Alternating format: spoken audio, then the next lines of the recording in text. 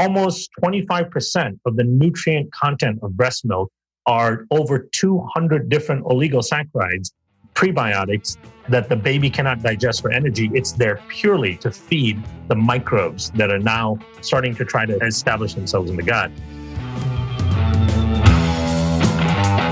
I'm Luke Story. For the past 22 years, I've been relentlessly committed to my deepest passion, designing the ultimate lifestyle based on the most powerful principles of spirituality, health, psychology, and personal development. The Lifestylist Podcast is a show dedicated to sharing my discoveries and the experts behind them with you.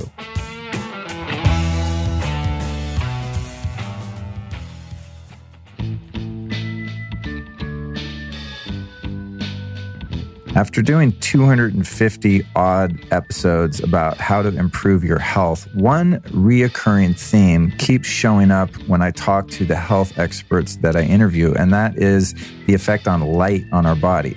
So just like a whole food can be broken down into different vitamins and minerals, sunlight can actually be broken down into different colors. And just like the nutrients in whole food, each color of sunlight has its own effect on our bodies. And each color has its own unique properties and penetrates your body in different ways. So once absorbed into your body, light energy is converted into cellular energy. And this kicks off a series of metabolic events like the formation of new capillaries, elevated production of collagen, and the release of ATP. And red light therapy in particular has been approved by the FDA, and its effectiveness has been studied throughout the world.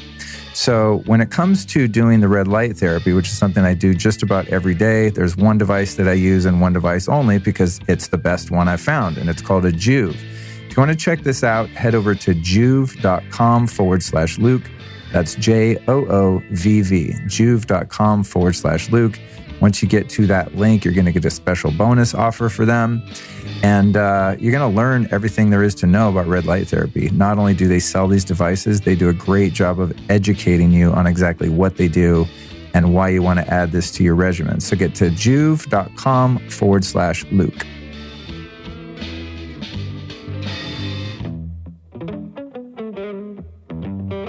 Oh man, I am buzzing to tell you about Beekeepers Naturals, you guys. Now, I've been into bee products for a really long time, and after I recorded and published episode 175 with Carly Stein, I got even more obsessed with bee products. Now, a lot of people think bees just make honey. Oh, that's nice. It tastes sweet and it comes in that little bear thing.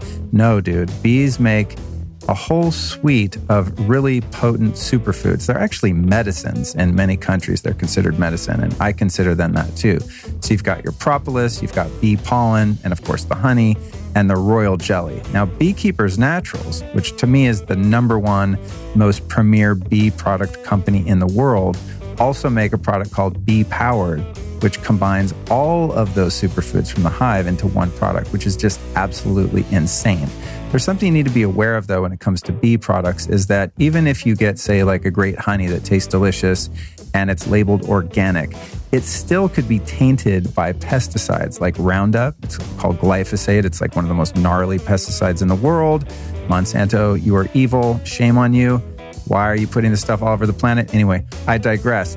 Here's the deal, though. You can label a bee product organic, but that doesn't mean that your bees from your hive aren't going down the road and like picking up a bunch of glyphosate and bringing it back into your hives. So you want to only use bee products from a company you can trust.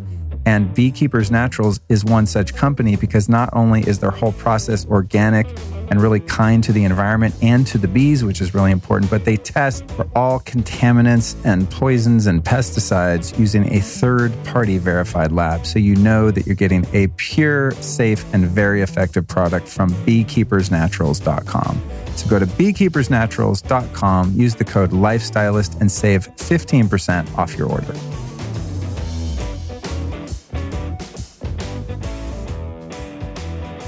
Luke Story here, pleased to bring you episode 285 of the Lifestylist Podcast. This one's called Victory Over Viruses, Supernatural Immunity with Kiran Krishnan and Tina Anderson. And Tina's been on the show before, but her partner in crime, Kiran, has not. So I'm really excited to get the two of them together. This was a fascinating conversation. Just when I think I've covered every topic, I realize, wow, there is still a stone left unturned. And in this particular case, it's immunity. And I don't know what the hell is going on in the world right now. I've done quite a few episodes on the current crisis that we face. And there is just so much conflicting information out there, to be honest. I don't know what the hell's going on. But one thing I do know is true.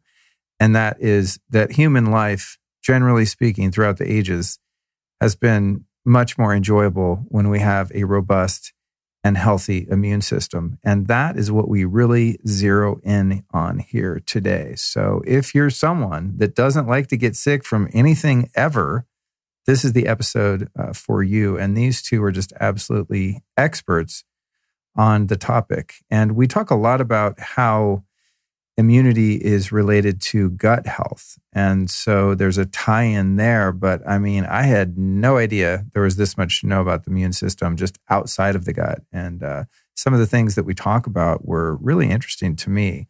We talk about how the immune system, of course, protects you from viruses, how our gut bacteria builds your immune system, the problem with C-section births, why kids eat boogers and put everything in their mouths when they're babies, the benefits of breastfeeding, what ruins your gut health and thus weakens your immunity, and finally, what's the deal with grains and gluten anyway? What's with all this gluten-free stuff? Is it legit? We find out, well, it kind of is. The detrimental effects of Roundup and its ingredient called glyphosate on human health and the environment in general.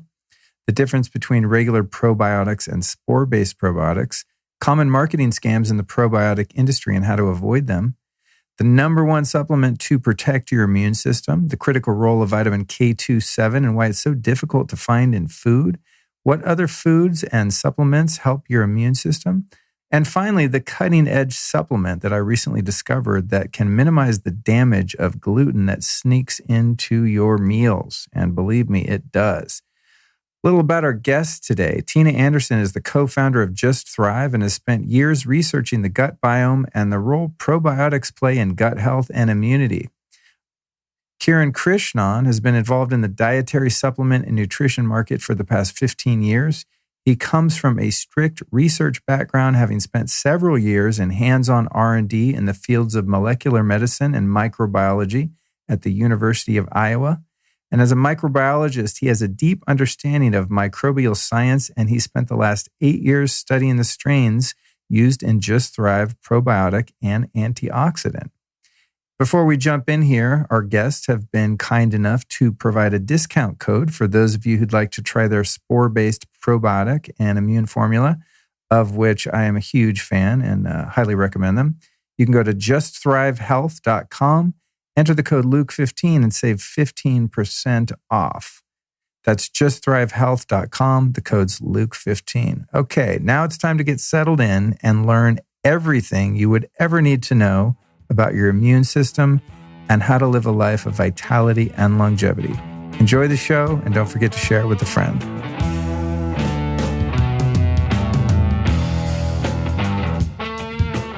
All right, welcome to the show, guys. Here we go. Very pleased to see both of you. And it's interesting doing remote recordings with more than one person because I find my eyes darting around on the screen.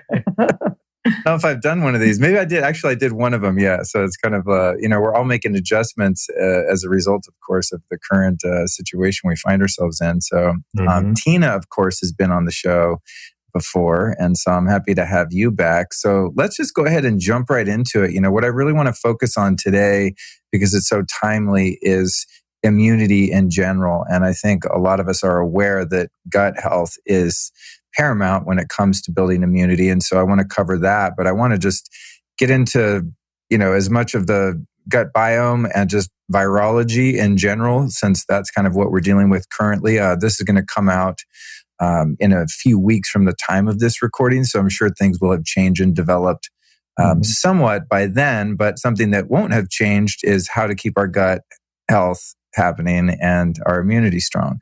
So let's just go ahead and jump into how gut health, leaky gut, et cetera, affect our immunity to things like viruses, bacteria, fungal infections, et cetera. Yeah.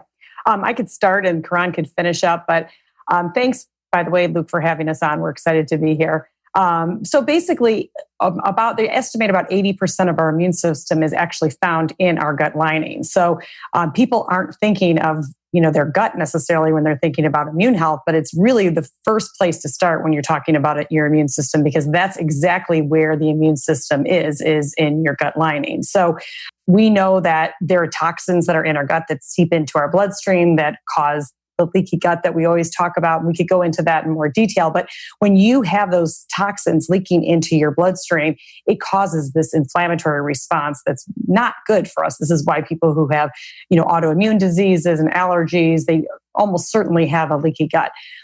So it's really important that we first and foremost start talking about our gut health when we are talking about immune health. Yeah, and let me deconstruct something really important that Tina said. Unpack it a little bit. And a lot of people have heard this, where you've heard about 70 to 80% of your immune system or immune tissue is in your gut, right? But what in the world does that actually mean? And if that's true, why is it in the gut? So let's talk a little bit about the immune system. So your immune system has a couple of big sections or parts to it. One is the site of battles, and the battle can occur anywhere in your body, anywhere there's damage. Battles will occur, but typically to really mount a really robust response to wherever that site of infection or damage is, the immune system drains part of that battle into a lymph node. So that's why when you go into a doctor's office, if you're feeling sick, they're going to check around your throat and all that. If you have an upper respiratory thing, they're looking for swollen and tender lymph nodes, which then indicates there's an active infection going on, right? So think of lymph nodes as like sites of battle and proliferation and action going on. Then the other part of the immune system is your sampling tissue. So your immune system has a highly sensitive detection mechanism called sampling tissue. And that sampling tissue's job is to constantly be detecting and learning all of the things that your body is encountering on a regular basis. And in that sampling tissue, your immune system starts to make decisions on what to respond to and what to not respond to. And the what to not respond to is equally important because that yields something called oral tolerance, right? If we end up responding to everything we come across, then we're going to really have a broken down immune system. And there's lots of conditions like that, starting from basic things like food sensitivities and allergies and asthma. All of these things are a result of loss of oral tolerance. So that sampling tissue, the vast majority of it is actually in your digestive tract, right? So you've got all of this, it's called a mucus-associated lymphoid tissue and the gut-associated lymphoid tissue. You've got, it covers your entire 20-something 8 feet of digestive tract. And here's the crazy thing about it. Imagine you are an immune cell and your job sitting there in the gut is to sample everything that's coming in. And the reason you're there is because physiologically, the most abundance of things that enter the body is through the oral cavity, right? The way we are designed is we put food, drink, and all that. That's the largest amount of stuff, foreign stuff that enters the body. Also, everything up here drains into the gut. So if you think about your ears, the eustachian tubes drain into the gut. All of your sinus cavities that house things that you breathe in end up draining into the gut through the throat. Even your lungs, stuff you breathe in that gets into the lungs, there's something called a mucociliary elevator that pushes all of that up. Little hair-like cilia with the mucus pushes it all up so that you can then swallow it and it goes into the gut. Kids eat their boogers primarily for this reason, in my view. And we can have that conversation because I've been exploring why in the world does every kid, even today that's born, have this instinct of eating their boogers, right? It's a really important subject because when you think about it, and I've observed, my kids are 9 and now 6. My 6-year-old and my 9-year-old, when they were between the age of 3 and around 5, if they pulled out the grossest, nastiest thing that they could find in their nose, their instinct was to put it in their mouth, right? And we lose that instinct over time. The question is, why is that true for all kids born today? And it's true for all of us. I think some of us may deny it, but we all ate our boogers. Booger is like a natural vaccine. You're picking up, mucus and IgA covered viruses, bacteria, and all that have entered your body in some form and then captured by your mucosa. And then now it's in this beautiful immune stimulatory capsule, and your instinct to eat it sends it into the sampling tissue in the gut. And then your gut can mount a really robust immune response against that and recognize it for future encounters. We see this through the work of Dr. Simon Cutting, who's using natural antigens and using probiotic bacteria, sticking them on bacteria, sending them into the gut through the digestive tract. And then you see this robust immune recognition response to those antigens through the gut, right? So you are an immune tissue, you're sitting there in the gut, and your job is to detect all of the microbes coming in, the viruses, bacteria, protozoas, amoebas, and you're supposed to figure out what's good and what's bad, what to attack, what not to attack. All the while you are covered in microbes, right? Because every square millimeter of our tissue in our gut is covered in microbes. So it's a profound task to ask our immune system to be vigilant, monitor, figure out what's going on, figure out who's coming in and out, who's good and bad. All the while they're covered in the microbes that they're supposed to be detecting. So how does that actually work? That was a big question in the science of immunology for decades. And then they figured out about 15 to 20 years ago, there's something called immune crosstalk between the microbes that live in the gut and the immune tissue whose job it is to monitor them. The microbes that live in the gut do a big role and a big service in communicating to your immune system who should be there and who shouldn't be there. And they, in fact, can go as far as when an invading microbe comes in, actually flag that invading microbe for detection by your immune system. So your immune system would cease to have the intelligence to protect you without the presence of the right types of microbes in that system. And again, that accounts for 80% of your immune tissue. So your gut and your microbiome in the with respect to the immune system is the central command center. But we can't overstate the importance. That's really interesting. And you might have just uncovered the newest biohack of eating your boogers. Yeah, absolutely. One of the things I propose in a talk is, hey, booger parties, like get all the kids together, share the boogers. There's all kinds of immunity to be had in all of that. But to me, it explains that instinct.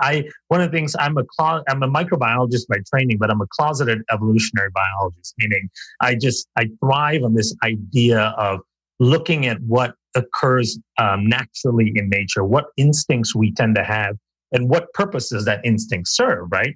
Same thing with babies. Babies are fascinating creatures to me. Having had a couple of them, there's so many aspects of them being fascinating. But one of the things that babies do that without a doubt to me is unusual behavior, but it makes sense when you think about it from the microbiome perspective, is they put everything in their mouth, right? The question is, why is it that it's the natural instinct of a newborn baby up to 1.5 years or so to sample their entire environment first with their mouth? Babies don't pick things up and look at it and feel it and all that. The first thing they do is put it in their mouth. And as a species, our mouth is not a central sensory organ, right? We are visual, we're tactile, we're auditory, but babies sample everything with their mouth because early on, our ancestral babies are born, they're put in the dirt, they're put on the ground. They put all kinds of rocks and dust and dung and all that in their mouth because there are studies that show that early exposure to environmental bacteria helps develop that gut-associated lymphoid tissue, right? So it's all so well interconnected that our microbiome, the development and the how it looks is absolutely paramount to immune function. And then what about speaking of children and developing the gut biome and sort of seeding the biome as it pertains later on to immunity? What about children that are born via C-section and children that aren't breastfed? Can you talk about the initial development of the gut biome and the immune system from birth and what happens when either of those things don't happen? Yeah, and Tina, I don't know if you want to comment on this, but we've had a bunch of focus on this early on, and then I can follow up with more nerdy details. Okay, yeah.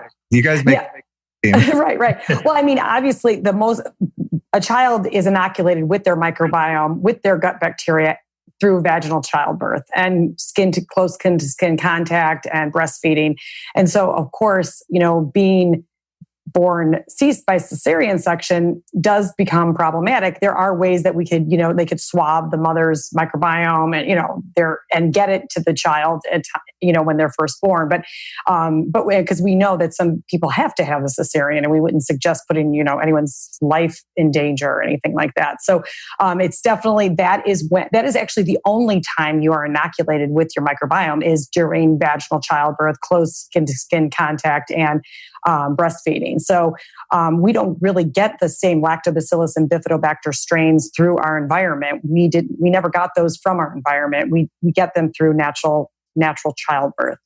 Yeah, and that's an important point then to highlight is, let's talk about the vaginal bacteria to begin with, right? So the vaginal bacteria is really interesting. The vagina is interesting for many reasons, but when you think about it from a microbiology standpoint, it's even more fascinating because a lot of the body contains bacteria. Richard, all parts of the body contain loads and loads of bacteria. Nothing in the body is effectively sterile. We used to think our urine was sterile, and we all heard that, but that's not true. We thought our blood was sterile. Our blood's not. For every milliliter of blood, we've got over 1,000 bacteria cells, and we have like 5,500 milliliters of blood in our body. So we're loaded with microbes. And in the gut, diversity in the microbiome is really important. We want to have lots of different bacterial species and with some degree of uniformity. Now, when it comes to the vagina, which is an amazing place for bacteria to grow because it's warm, there's moisture in there, there's actually access to food source that comes from the gut and other parts of the mucosa. But yet, a healthy vaginal microbiome is typically predominated by one species only in most women, right? So it doesn't have diversity. Now, what tends to happen is once a woman gets pregnant, by the end of the second trimester, that she automatically starts having increase in diversity in the vaginal microbiota. There are species that start showing up that actually would never exist unless you were pregnant in the vaginal microbiota. In particular, certain species that are responsible for breaking down milk-based proteins and fats, right? So they're showing up there just in preparation for inoculating the baby. And then, of course, there's evidence showing that there are immune cells that go to mom's gut. And in utero, during the development stage, during gestation, these immune cells take it through the cord blood, take these bacteria and deposit it into the baby's amniotic fluid. Because you find mom's gut bacteria in the amniotic fluid. That's an amazing transformation. And when you think about that, we can then use our immune system, which is only known for just defense. They are instead just carriers in this state, going to the gut, bringing bacteria, taking it to the gestating baby. So it's absolutely fascinating. Then one of the important things that occurs right before birth is the water breaking. The water breaking also services another purpose in that it helps dislodge a lot of the lodged bacteria that are bound to the membranes in mom's vaginal canal. So that starts freeing up the bacteria as the baby starts passing through. He or she will get a big ingestion of bacteria into the mouth, nose, ears, and so on. And then the other important part is the baby will get exposed to mom's fecal bacteria as well. You know, the vaginal canal is right next to the anus where fecal matter comes out. And oftentimes, as you talk to most women who went through natural childbirth, they defecate during the process, right? During the pushing. And that defecation is important because there are lots of bifidobacteria in that fecal matter. And that bifidobacteria becomes one of the early predominant species in the baby's gut. And so the way it tends to happen is the baby comes out. Hopefully he or she went through the vaginal canal, got exposed to mom's fecal matter. They didn't wipe off the baby immediately. So some of that stayed on when it was available to kind of set up shop in the baby. And then early on, the facultative bacteria, meaning the ones that can work with oxygen in the gut, will start eating away at all of the oxygen in the gut. The moment and that happens in the first 3-4 weeks. Once the oxygen is quenched, then the anaerobic bacteria, which is the main ones in your colon, start to have a chance to proliferate. And once they start proliferating, they really start setting up the process of neurological development and all that, because they produce things like short-chain fatty acids and so on. Breast milk contains 600 to 800 different species of bacteria. Breast milk is loaded with microbes, right? It's mind-boggling. Almost 25% of the nutrient content of breast milk are over 200 different oligosaccharides, prebiotics that the baby cannot digest for energy. It's there purely to feed the microbes that are now starting to try to establish themselves in the gut. So this process has been perfected by evolution, right? This is the only mammalian food that has been perfected by millions of years of evolution. And it's perfected in such a way that it absolutely sets up an amazing ecosystem in the baby's gut that then impacts the baby in a positive way for the rest of life. If the baby comes out cesarean, then the baby doesn't get the vaginal bacteria exposure, doesn't get the fecal bacteria exposure. In fact, the first bacteria that the baby gets exposed to, and this is documented well in studies, is Streptococcus and E. coli and other bacteria from the doctors and the air in the exam room. That already starts changing how the baby's microbiome develops. Thereby, cesarean section babies tend to have almost double the risk of immune dysfunctions, of obesity, asthma, allergies. All of these kinds of dysfunctions are driven by that difference in how they come out. That's really interesting, because when I learned that, just the basic fundamentals of that, the vaginal canal, and all that, I observed my two brothers who were 12 and 8 years younger than I, and they were both C-section. Their mom's really tiny. My mom's bigger, and I was 9 pounds, and I'm sure it was no party, but it went down as quickly as it could happen in a hospital in Denver in 1970. But my two brothers, they've worked a lot on their health. In fact, one of my brothers has been carnivore for like 2 years and has not been sick once since he did that. It's really interesting. Another topic, but both of them historically have been sick all the time. They just always had a cold, and they get rid of a cold, they get another cold. And I always thought, they lead a pretty healthy lifestyle. What the hell is going on here? And then I kind of put those pieces together and thought, oh, that's really interesting, that correlation there. We have a different mom, same dad. So, there's, I guess we have some different DNA, but their mom's not sick all the time. She's healthy. You know what I mean? Right. Yeah. And they were C-section, you said? Yeah. Yeah. Yep. Yeah. Absolutely. That has a huge impact for the rest of their lives. It starting at birth. Yeah. And then another thing that came to mind was my mom told me that her water had not broken by the time I was born, and that they had to put me in an incubator for a few days and be isolated because of a risk of infection or something. Yeah. And I'm horrified to learn a few years ago that I was not breastfed either, because I just always figured because my mom was pretty earthy. And I asked her about it because I did some functional medicine labs. She's like, no, I didn't do it. The doctor said, if it's a hassle and you don't feel like it, you just do the formula. It's fine. And but she the doctor, and I was always like, God, I got robbed, of the water breaking. I didn't know until you just told me, but also the breastfeeding. Now I turned out okay, and I've worked on my gut health a lot, but it's interesting to observe the difference between like adult C-section babies. So, Tina, you mentioned something when a woman has to elect for whatever reason to do a C-section that can swab the baby on the way out and introduce that inoculation manually when it is missed by not going through the canal.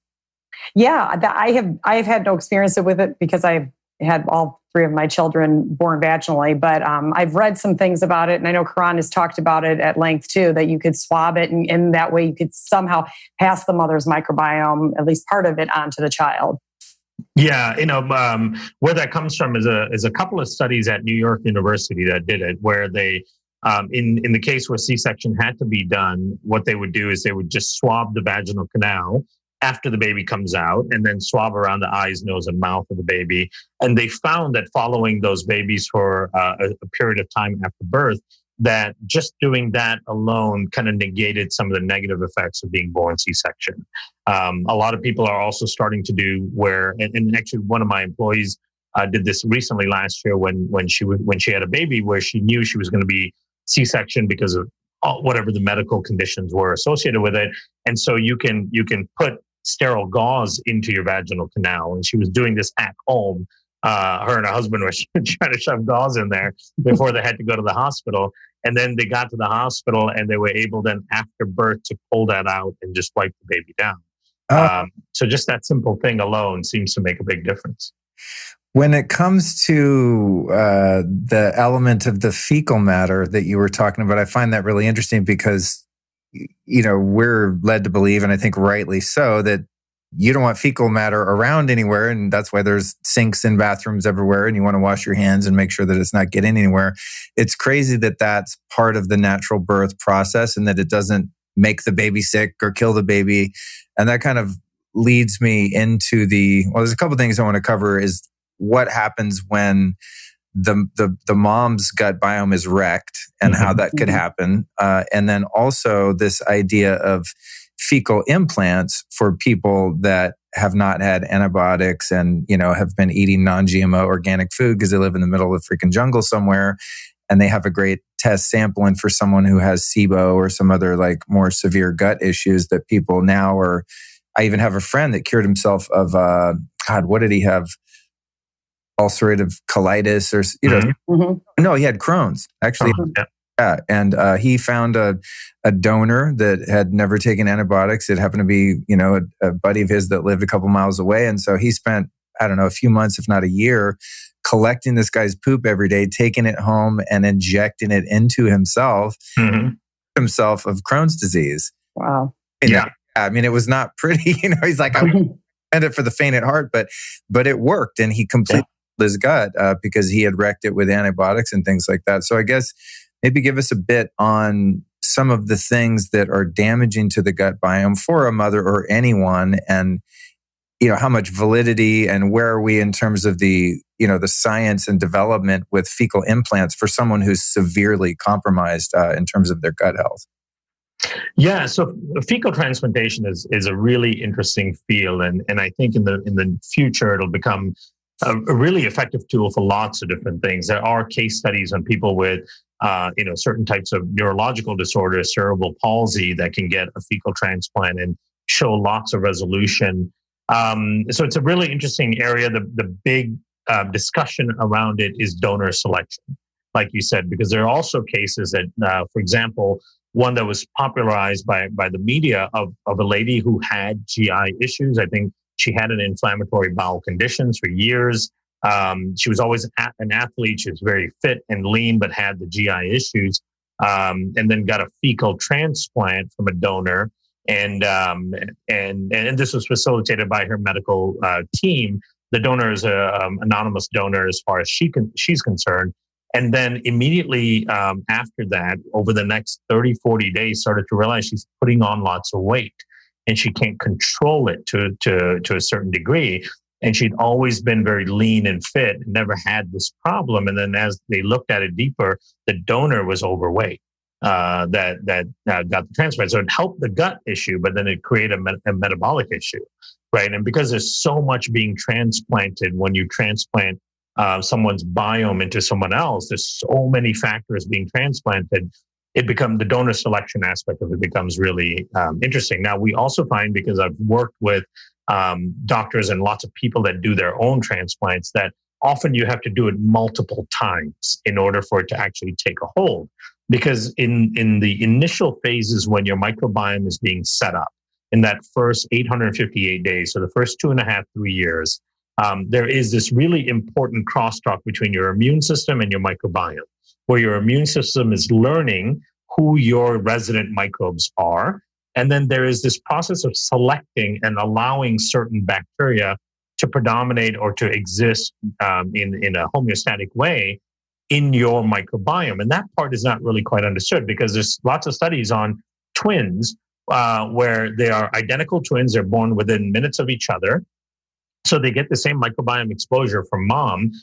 They have 100% same genetics, and yet their microbiomes can be as much as 50% different when it comes to the species level, right? So there's this selection process that occurs between your immune system and your microbiome, that part which is not well understood. So then in your immune system's memory and mind, it has a microbial signature that it's trying to maintain. So you bring a fecal transplant in, which is a bunch of bacteria from another person.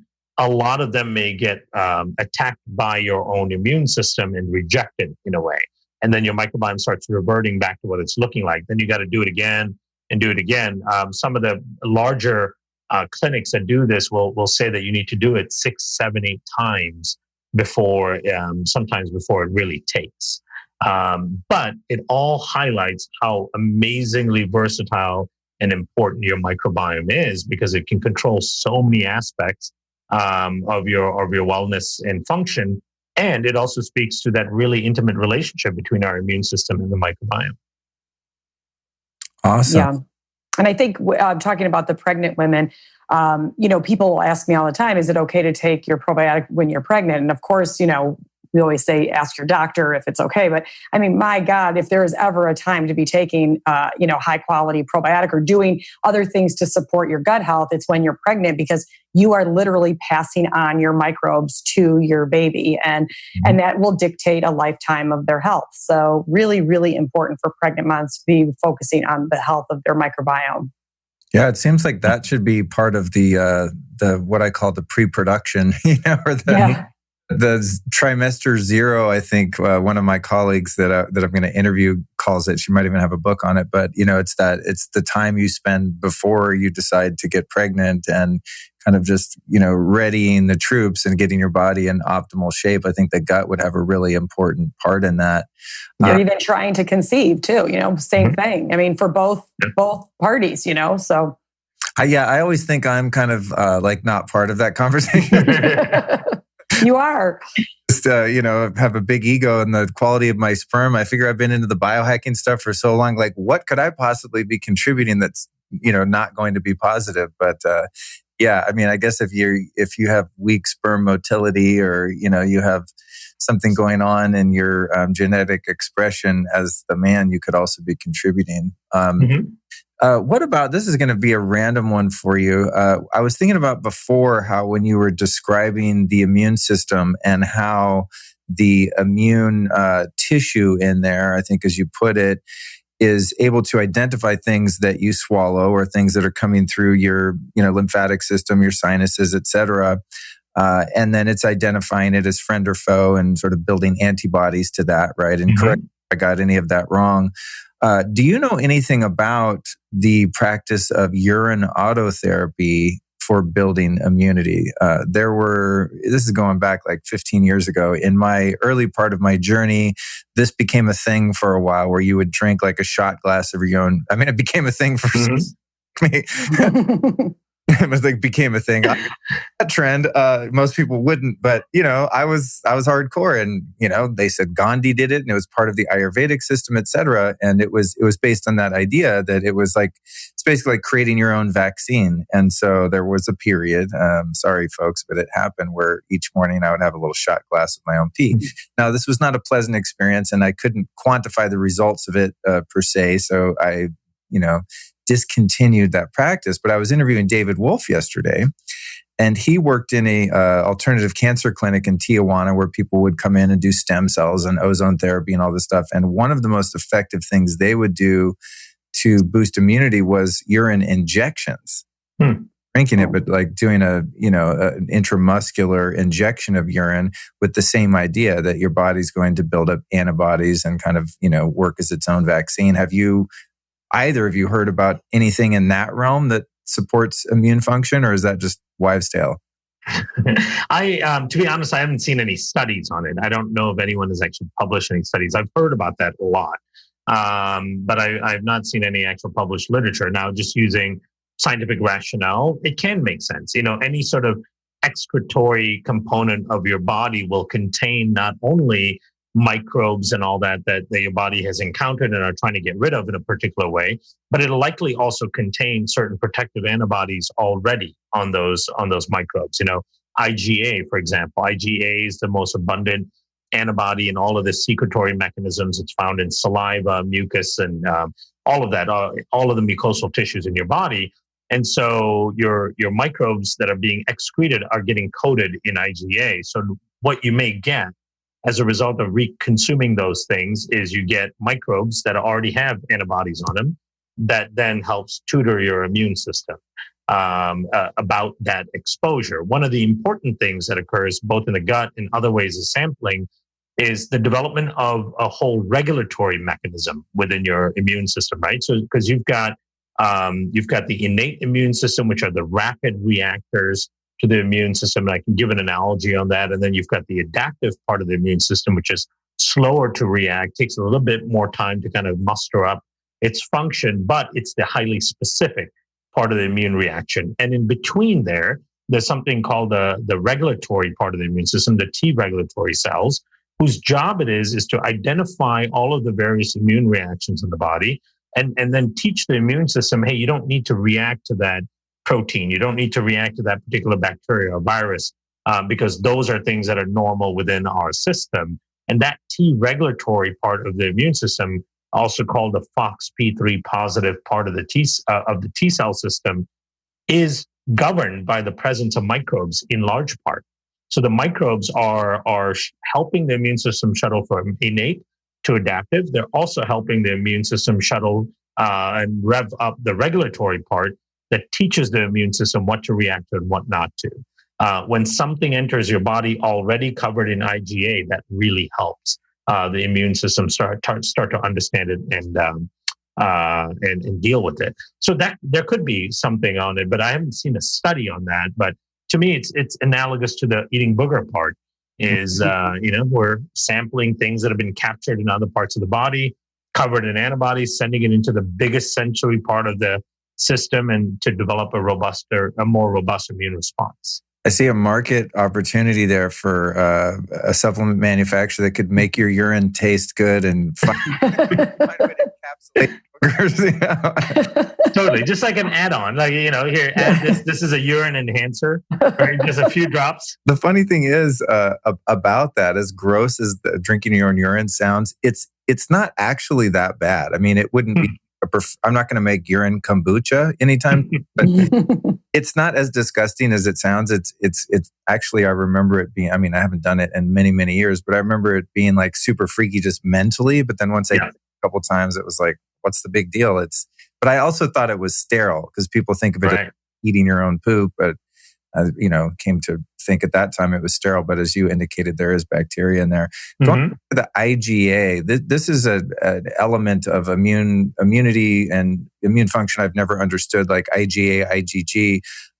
When this pandemic first started to emerge, I started taking tons of the Just Thrive Ultimate IgG. I know that they're I could say to Tina, the probiotics are insane and really, really helped my gut. Just like very obviously, like no brainer. Okay, I was this way, started taking this spore-based probiotic. Now my gut's awesome, better than ever. So I thought, well, their immune thing's probably pretty good.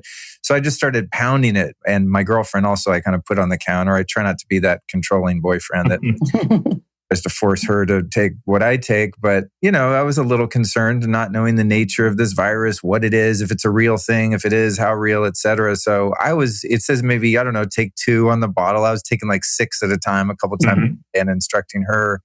What is this IgA and IgG, and specifically in that particular supplement, what makes it work? Yeah. So IgG is an antibody, as you know, and it basically IgG in our body, IgA in our body, they're all antibodies. And the antibodies' role in the body is to attach and bind to antigens in the body and safely remove them from the body. So we already make IgG. Our body is beautifully designed already to be fighting these antigens like overgrown bacteria, pathogenic bacteria, viruses, toxins like mold toxins. That's the job of IgG, IgA, IgM in the body, is to attach to these antigens and safely remove them from the body. First of all, you were right to be taking the ultimate IgG during this time because we definitely want to be supporting our immune system. And the role of our IgG actually just gives us about 25% more IgG within the gut itself. It's also been studied to help strengthen the gut barrier, which is really important. So we don't have this overreaction of our immune system when toxins seep out into the bloodstream. So it is definitely the combination of the spores and the IgG is so important to be supporting our immune function. Yeah, and to add the nerd color to that, what Tina said is let's distinguish some of the differences in the function of those different antibodies, because people will hear IgA, they'll hear IgM, IgG, and then of course there's IgE, which is the one that facilitates the allergic type of responses. So, but let's leave that out for now. IgA is kind of like your first line defense antibody. It's in your saliva, it's in your mucosa, it's secreted a lot in your body, and it's less specific. So each antibody has the capability of binding to lots of different things, right? So it has less specificity, more broad application because it's encountering things all the time, and your body secretes it out to go, hey, just go bind to whatever you see. And then once it binds to it, the body can decide, okay, is this something that we really care about or not? And if it's something that requires an immune response, then the immune system will attack it. If it doesn't require it, it'll just leave it there with the IgA bound to it. So it's left alone. Like if you look at in an electron micrograph, most of our commensal bacteria in our gut have some IgA bound to them. So our immune system has built some IgA tolerance towards the bacteria in our gut. Now, IgM gets a little bit more specific. So IgM becomes more specific to certain bacteria, certain viruses, certain toxins. IgM is a bigger antibody. It's more of like a gobbling antibody if you think about it. So you imagine you've got this virus floating around, and here comes this massive antibody, and it just kind of gobbles it up, and it holds it and basically completely neutralizes it. That's a neutralizing antibody. IgG is a memory antibody, and the thing is, IgM only lasts for a few weeks, right? So your first line of defense when something enters your system is IgA, and hopefully you have enough diverse IgA that some of the IgA can bind to that new thing coming in. Then the second line of defense, once IgA binds it and starts triggering this immune cascade, you have B cells that come up and start making IgM towards that specific thing. Then IgM is circulating all over looking for that specific thing and just gobbling it up and messing it all up. And then the third one comes in, and that's IgG. IgG is a little bit more elegant, more finesse to it. It is highly specific to that one antigen, but it's the one that's going to hang around for years. That's the one that's going to provide your immune system with the memory of that specific thing. So in your circulation, the largest volume of antibodies you have are IgG. And they're very specific to things, and they're very effective at binding things. That alerts the immune system. Macrophage comes along and goes, oh, that's bound by IgG. I'm going to eat it. It'll eat it, destroy it, and you never even feel it. Because when IgG binds to something and neutralizes it, it doesn't elicit an inflammatory response. It doesn't elicit the fever response. That's what they mean by immunity, right? Immunity doesn't mean that you are somehow impervious to it. It means that if you do get a response, you do get exposed to something, your immune system has a mechanism of taking care of it in a way that you won't even feel it. What we feel when we feel sick is our immune system's early response to something, and the triggering of the fever response, triggering of the inflammation, the malaise, and all of that stuff is the immune response to that object. So we can continuously get infected by things that we are quote unquote immune to. We just never feel it because we're now dealing with that highly specific, very powerful part of the immune system that just can neutralize things quickly, never triggering the inflammatory response. Now, why this product becomes so important is because early on, the company that we're working with that makes the product discovered that when you pull out IgG from bovine sources, so from cows, that cows are out there in the pasture, right? They're exposed to all kinds of stuff, viruses, bacteria, moles, toxins, all of that stuff. So over time, they build this strong immunoglobulin resistance to all of that stuff. You pull that out and you concentrate that immunoglobulin, you take it, then as you are exposed to any of that stuff, those immunoglobulins bind it up and never cause any response in your immune system. So it's like a huge helping hand for your immune system. And your instincts were totally right to dose up on it right now when we are potentially vulnerable to something, because what we need is to support our immune system to take away some of the other work that it has to do, which is dealing with all the normal stuff it's always encountering, should it encounter this new pathogen, right? Because should it encounter this new pathogen, it's going to take a lot of work for your immune system to rev up the IgA to M to G response and not get too inflamed all at the same time. At that same time, you don't need to be dealing with the mold toxin that you might come across or the other viruses and the other bacteria. Some of those things can be helped by the IgG. So it's really supportive to the immune system. One more thing I'll say about that.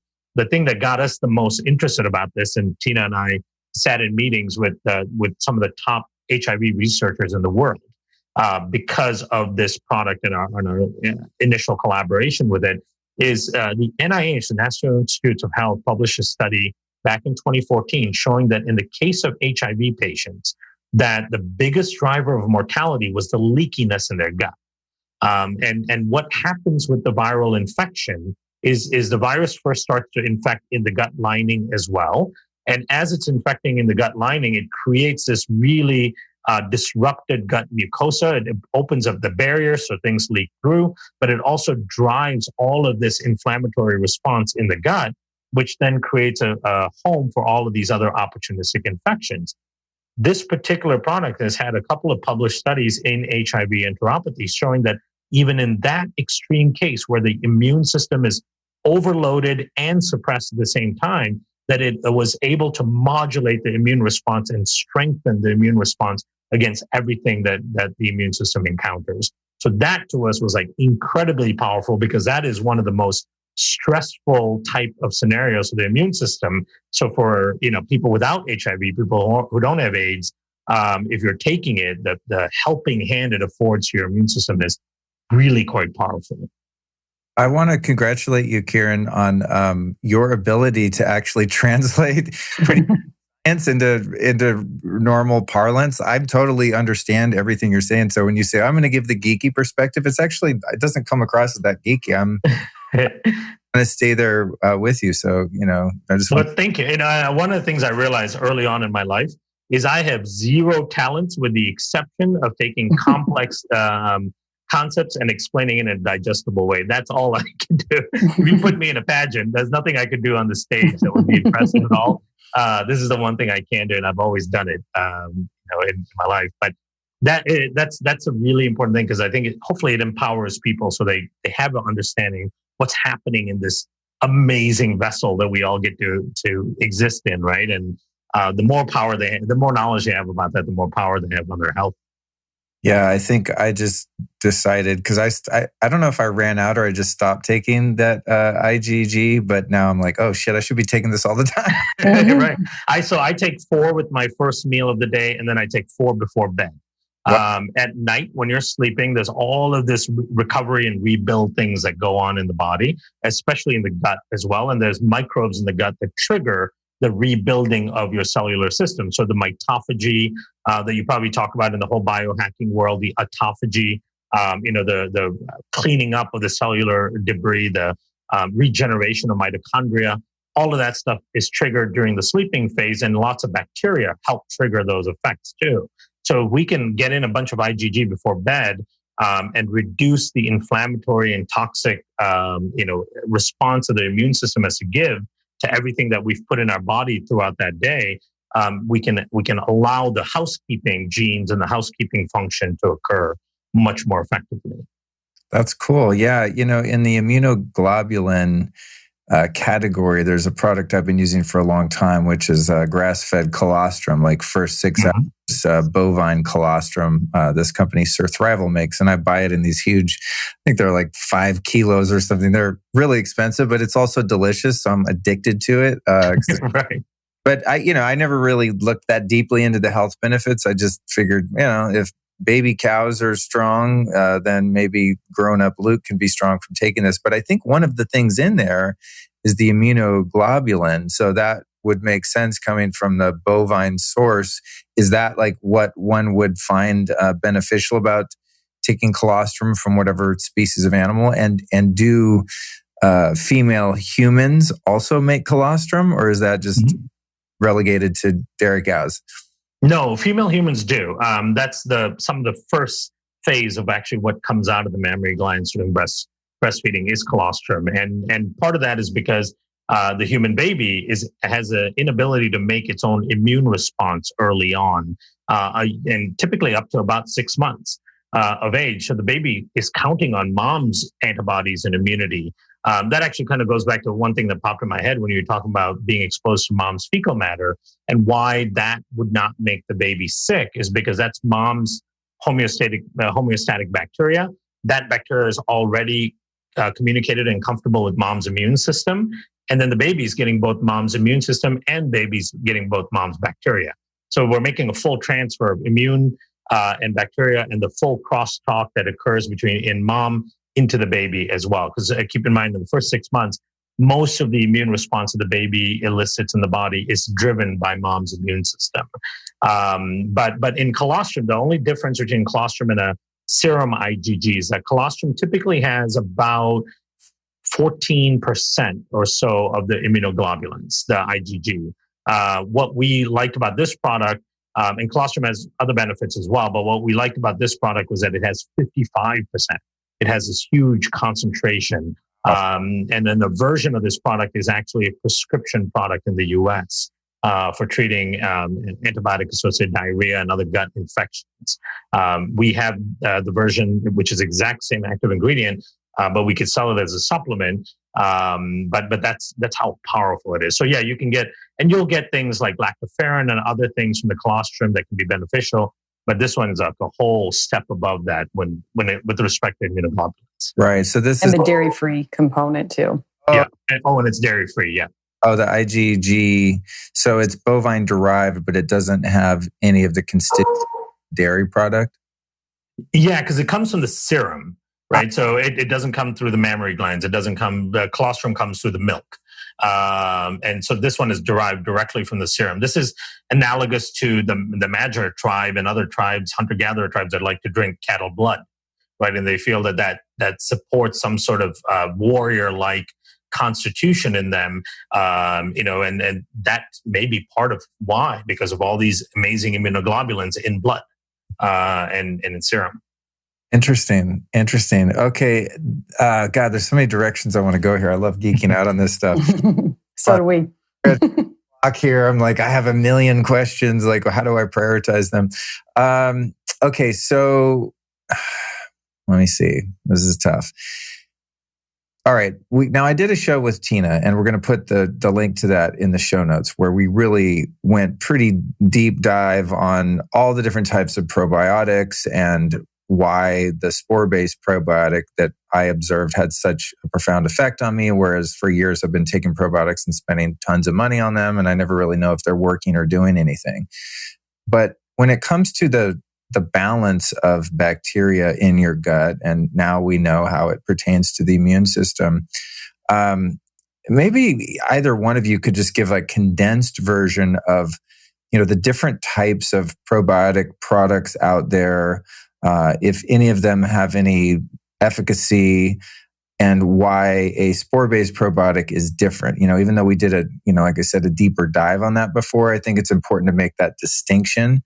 Because I know friends of mine, my buddies that I'm like their health coach by default, send me, they're at the health food store like, hey, should I get this probiotic? And I'm like, I don't think so. It's like $100, but it has millions of strains and it's in the refrigerator. And I'm going, your body's not a refrigerator. Like when you swallow a probiotic, you're 97.5 degrees inside, so there's a lot of misinformation. I feel like kind of marketing. I don't know if it's like scammy or what. Maybe these companies think that they're legit. The probiotic industry is like, first, okay, in terms of like competition and shadiness, you have the mattress industry at the top, the sauna industry, then you have probiotic industry. In this field for a long time, that's where a lot of the infighting and kind of misinformation and competition goes. So kind of give us the hierarchy of the different types of probiotics that one could take and how they relate to the biodiversity of your gut biome, et cetera. Yeah.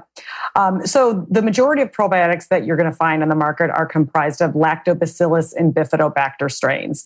Ours is not, and we purposely did not put those strains in our product because we knew that by nature, they're very sensitive organisms. They have a lot of difficulty surviving the gastric system, which is very acidic. The stomach acid is very acidic, and most strains are not going to get there alive. Companies know this. They entericote them. They do all different types of things to try to get them to the intestines alive. But even if they got to the intestines alive, they, encounter the bile salts in the intestines. And then even if they got there a little bit alive, they just pass through similar to food. So I don't know that any of the other probiotic companies were necessarily, their intentions were bad. I think it was just based on old science. Everything that we do is really based on research and science. And we studied our strains. We did survivability studies, gut model studies right away. But so that's one category, is the Lactobacillus bifidobacter. And again, that accounts for probably 95% of the probiotics on the market. The other category, which is what we're in, is spore-based probiotics. So spore-based probiotics have an endospore shell around themselves. So it's like this armor-like shell around itself. And it's not because we've done anything to engineer them. They just have this, these are the way these strains are found naturally in the soil. And our ancestors used to get them on a daily basis. And this endospore shell, this hardy shell around itself, allows it to survive the gastric system 100%. It's not until it hits the intestines that it takes the endospore shell off. And that's when it becomes alive and goes into its live vegetative cell state. And the other big difference is that the spores don't just pass through the intestines. They actually stay there for about 21 to 28 days, where they're reconditioning the gut. They attach to the intestinal cell wall. They have the ability to create compounds and nutrients to feed our good bacteria in our gut. And they actually have the ability to create antibiotics to help kill off pathogenic bacteria in the gut. So it's a very, very effective approach to probiotics on the market. And again, they're very, very researched. And those are and again, you're absolutely right to tell people to stay away from the refrigerated probiotics, because if a probiotic needs to be refrigerated, it means it can't withstand the room temperature of the store shelf. So how in the world would it ever survive your body temperature, which is 98.6? And, the answer is it's not. And really what it is dead bacteria therapy. And it's not to say that it doesn't do anything. Some people will say, well, I had a little bit of symptomatic relief. It may do something, but it's not making a profound change in the gut flora. One of the first studies we did was a gut model study. And it actually showed that after about 2.5 weeks, our strains created a 30% favorable shift in the gut. I mean, that alone is so profound that we're actually making a favorable shift in the gut flora that's in our gut after 2.5 weeks. So it's like, probiotics on steroids, basically. And then Kiran, you could go into the other types of probiotics or anything you want to add to that. I think an important... I'm sorry. It's funny recording on Zoom because I noticed watching one of my videos, if anyone talks over each other, then you just see one person's mouth move. Yeah. I'm like, what the hell? I didn't know that. So now I'm super paranoid about interrupting. But Kiran, when you do give your perspective on this, maybe also touch on the biodiversity and how on some probiotics, like I always would buy one because it had this many billion, live probiotics, or it'll boast like 14 strains or 20 strains. And I thought, okay, well, more strains, more, not only the variety of them, but just the number of living, whatever they are, cells or whatever. Kind of bust on that a little bit too, because I think that's something that's really confusing to people.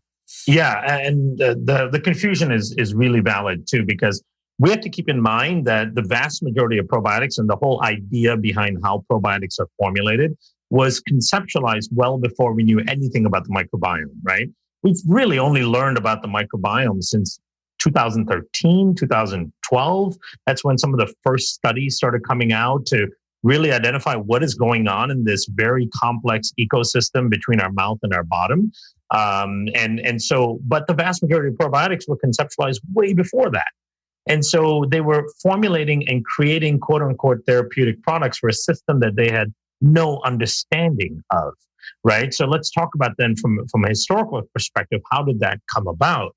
So, going back to 1902, 1903, Elie Metchnikoff was the original Russian scientist that's kind of credited with the idea of probiotics. He didn't use the word probiotic at the time, but he did conceptualize the idea of using beneficial bacteria to treat ailments. So he was treating gut infections and other issues with fermented milk.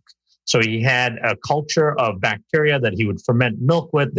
His patients would drink it. They would get a lot better. And in fact, he won the Nobel Prize for this kind of idea that there are beneficial microbes, bacteria, that can actually afford health, right? So that was the first idea behind it. And it started off from fermented milk.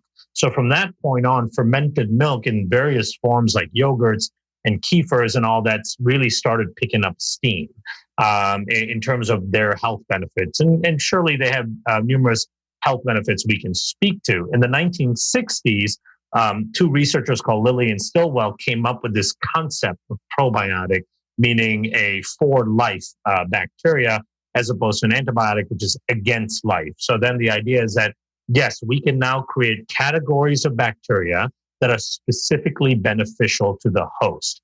What are these categories of bacteria? Well, based on what we have since 1902, it's these bacteria that ferment milk that are beneficial, right? So then they started looking at what are those bacteria that ferment milk?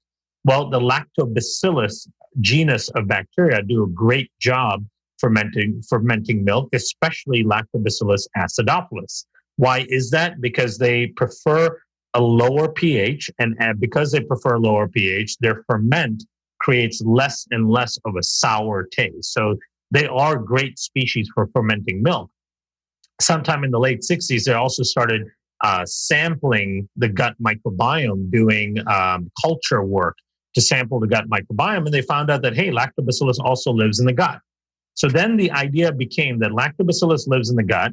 Lactobacillus has been shown with the work of Eli Metchnikoff and other studies to be a profound and helpful bacteria when you use it for fermentation. So that means that Lactobacillus is a really good probiotic, right? So that's where the idea came from. And then the whole marketing scheme started going into where if a little bit is better, a lot is probably even more better. And so they keep going up in dosing and dosing. And the thing is, I've had a behind the curtain view on the supplement industry because prior to doing the work that I do with Just Thrive and with the spores, I had a research company and an ingredient company in the supplement industry. So I was involved in a lot of product development. And typically, this is how a lot of product development will go in a probiotic setting, right? Companies will get together and meet. And then I'm in there as like kind of the scientific advisor, trying to bring the science into it. And then the team will say, okay, here's what we need. We need a probiotic with 17 strains and 50 billion CFUs. My first question is going to be, why? Like, how did you come up with 17 strains? What's the scientific rationale behind that? Why 50 billion CFUs? The response is, well, our closest competitor we're competing with for shelf space has 15 strains and 35 billion CFUs. So we have to be a little bit better than them. And guess what? We have to keep it at the same price, if not lower. So the quality of strains has to go down to be able to afford the margins to keep ratcheting up this insane dosing, right? And so I can tell you with a great deal of certainty, and I would challenge anyone to study PubMed and all of the clinical research papers. There's no studies that show that 100 billion is better than 50 billion or 200 billion is better and 600 billion is better. It's not about the dose. It's about the quality of what that bacteria is going to do. And let's put a couple other perspectives on it, right? Take 200 billion. It sounds like a lot, but you're taking that 200 billion and you're putting it into a sea with 100 trillion other bacteria. That 200 billion that you think is a lot just from a dose perspective is a tiny drop of dye in an entire ocean, right? Unless those microbes have very special functionality, their impact on the ecosystem and the gut is minuscule. We just won't even notice it, right? It's just 200 billion is a rounding error when it comes to microbiome numbers. And the same thing with 15 strains or 17 strains or 21 strains. It sounds like a lot, but we have upwards of 400, 500 species in our gut. So trying to increase that number with 15 strains, especially if they're the same genus, meaning they're all lactobacillus, you're not really doing a whole lot to improve the condition of the gut, right? So that became our focus, is like, wait a minute. We know from the microbiome research that the important thing when it comes to getting an effect in the gut is you have to influence 100 trillion other bacteria. It's like having one good guy in a population of 100,000 and he's out there doing good deeds and the rest of them aren't really doing anything. The impact is minimal. If that one good guy was an inspirational speaker and an influencer like a Luke Story, and he can influence thousands among them to do good things, that's when you feel the difference, right? So we were looking for microbes that have the capability of influencing that amazing, massive sea of microbes in the microbiome. That's where we came to the spores. How did we come to the spores? Well, number one, we started looking at bacteria that have the capability of targeting dysfunctional and pathogenic bacteria in the gut, right?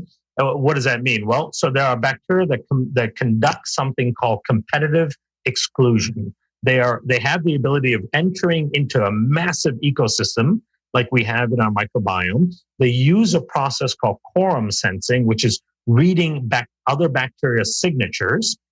Every bacteria in the world puts out some sort of chemical signature that can be read by most of the bacteria. So these specialized microbes have the capability of going and reading bacterial signatures, identifying problematic bacteria. They will sit around them and kill off those problematic bacteria, thereby changing that ecosystem. And so in our view, okay, if there are microbes that can do that, these same microbes might also be able to influence the beneficial bacteria and increase their function in the body, in the microbiome. Ultimately, for us to get any profound therapy out of a probiotic, it has to be able to influence the rest of the population. That's the overarching theme here. You could take hundreds of billions of 15, 20 strains all day long. If most of them are dying in the stomach, you're just getting a bunch of dead bacteria debris moving through your system. Your body doesn't recognize it. Your immune system and your microbiome have no impact on it at all. You just poop it out 8 to 12 hours later. You're really just kind of throwing a lot of money out, right? And so one of the first stories, I'll give you a quick story in this really long-winded answer. But one of the ways that these spores were discovered to have this capability of competitive exclusion was right after World War II. The German army, when they were in North Africa, a lot of the German soldiers were dying of dysentery in North Africa rather than the war itself. And so one of the things they noticed is that the locals, when they would start to feel sick, one of the first things they would do is look for dried camel dung, and they would eat the dried camel dung, right? And that eating of the dried camel dung would alleviate the gut illness. So they took a bunch of the camel dung back to Germany and isolated out of it Bacillus subtilis, which was at high levels, and then tested and saw that Bacillus subtilis had the capability of identifying and going after problematic bacteria that caused illness. So then from there, a massive pharma company called Sanofi-Aventis launched one of the first prescription probiotics in 1952 for the treatment of dysentery and bowel infections, and it was a Bacillus spore. And as it turns out, it's Bacillus subtilis initially, and then now Bacillus causi. And so that was the onset of it. And since then, there have been numerous drug products all over the world, in Russia, in Latin America, in Southeast Asia. And these products are still on the market today using these Bacillus endospores to treat gut infections because they're so precise in their ability to read the microbial environment and change it. And then what we did is we took that same thinking and went, okay, can these same bacteria, as they're killing bad bacteria, can they enhance the growth of good bacteria? And as it turns out, and we've shown this now in publications, is it can enhance the growth of beneficial bacteria by over 30% in as little as 3 weeks. So it's making a profound shift, a 30 trillion organism shift in that sea by adding 3 billion of these bacteria into the system. Right? That's how powerful they are. And here's the beauty. It's been around here all the time. We didn't have to do anything. We're not smart enough to engineer these kind of bacteria. We are just smart enough to recognize what nature has created and perfected for us for millions of years and harness it, study it so we know what it does, and then use it therapeutically. So if the wide range of strains of bacteria and other probiotics are kind of a moot point and turns out more of a marketing thing or just based on antiquated science, as you both indicated, when it comes to getting your gut biome checked, like I've done many times, for example, I've often found, actually pretty much every time, that there's just certain strains that I'm totally missing. So what do you do if some just aren't present in your bodies? Like say I take the spore-based probiotic from Just Thrive, which of course I do, And then, that's helping to kill off some of the pathogenic, what we call bad bacteria. And it's encouraging the good bacteria that's in there to keep reproducing and doing its job. But what do we do when there's just stuff that's missing altogether that needs to come in from the outside if those other probiotics that have all these different strains are basically useless? Yeah, and keep in mind, so they typically have the same genus of bacteria, right? So it's Lactobacillus acidophilus, Lactobacillus rhamnosus, Lactobacillus gasseri, rhamnosus, so on. So it's all same genus, even though it looks like a lot of different bacteria. It's still one grouping of bacteria that you're adding in there. And when you look at a normal, healthy microbiome, the Lactobacilli genus of bacteria make up less than 1% of the total population.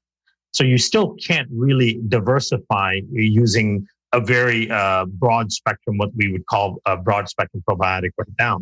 But here's the thing about the testing. And this is what we found, and this is evident in one of the studies we published in August of last year, is that the stool testing mechanism is wholly inadequate, right? Especially all the commercial stool tests, because they use a type of sequencing called 16S ribosomal RNA sequencing. 16S sequencing is highly erroneous when it comes to identifying bacteria at the species level. And if you're interested, I can definitely go into the explanation of why. But let's just say for now, it's like a really low resolution camera. It's like back in the day taking pictures with a Polaroid camera versus using HD camera today. The resolution is really poor, so the ability to identify bacteria is really poor. The other thing is, in stool, your microbes are not homogeneous, right? So any part of the stool that you sample will have slightly different conformation and proportion of bacteria than other parts, because bacteria don't come out in a homogeneous way in your stool. So you could sample this part of the stool and get slightly different results than if you sample that part of the stool. And not all bacteria are coming out at the same rate. And you're not getting any read on the bacteria in the small intestine, because the stool really represents what's going on in the large intestine. So when we started doing studies on diversity, and we started using GI model systems that are well published, because it's too hard to do it from stool. We have to be able to go right into the ascending colon or right into the descending colon to see what is actually going on there, because looking at stool and making an interpretation becomes a little bit harder, especially for a clinical trial type of setting. So when we use these really sophisticated full GI models, these are full mechanical gastric systems that have all the way from the stomach all the way down to the distal colon. You feed food through it every single day. It's inoculated with the full human microbiome. One of them is called a SHIME system, published over 50 papers using that system. When we go in and do studies using those systems, what we find is you could have completely undetectable levels of certain microbes. And then you start adding in prebiotics, probiotics, and so on. In our case, it's an oligosaccharide prebiotic and the spore-based probiotics. And then 3 weeks later, now you've got thousands-fold higher increase in the presence of those bacteria where they were previously undetected, right? Because keep in mind, you've got trillions of cells of bacteria in a microbiome. You've got hundreds and hundreds of species. If a species is at such a minute level that they make up just a small fraction of all the trillions of cells, the chance of finding that one bacteria by any detection method is really low. So you actually have, even if you're a C-section born, you actually have a higher diversity in your microbiome than you think you do. Even if you've had numerous courses of antibiotics, you still have that diversity. What we have as a problem is a disproportion within the ecosystem. You tend to get a significant growth of certain groups of bacteria. These other groups of bacteria that are really important tend to be so suppressed that they're still there, but their levels are non-functional.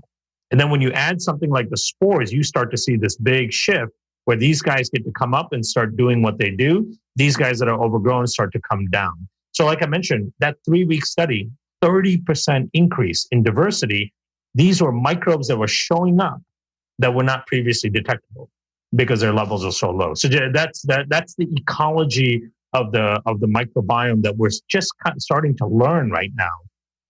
And we are hoping from our kind of research that we do that we will help illuminate that ecosystem a little bit better. That's so interesting. Thank you for illuminating that. Yeah.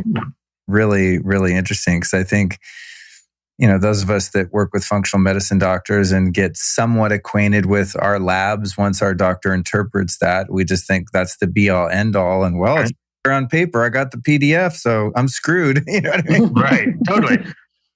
Yeah. The other thing I'm curious about is the antibiotics, and do they, of course there are a number of different types. Do they wreck our gut biome as much as we think they do? And if one is left with no other choice, say you had a surgery and there's a risk of infection, or you've got a UTI or whatever that you just can't beat with natural means, does it make sense while you're taking antibiotics to be, loading up on probiotics at the same time and eating tons of fermented foods and doing everything you can to replenish? Or is everything you're doing just getting nuked by the antibiotics anyway?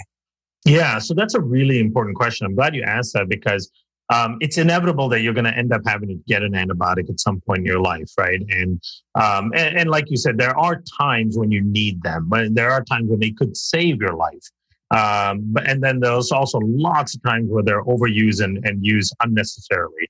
Even the CDC estimates that 50% of antibiotic prescriptions are unnecessary and are used to treat viral infections and so on that but the antibiotics aren't really going to help. So we do have a history of overusing these things.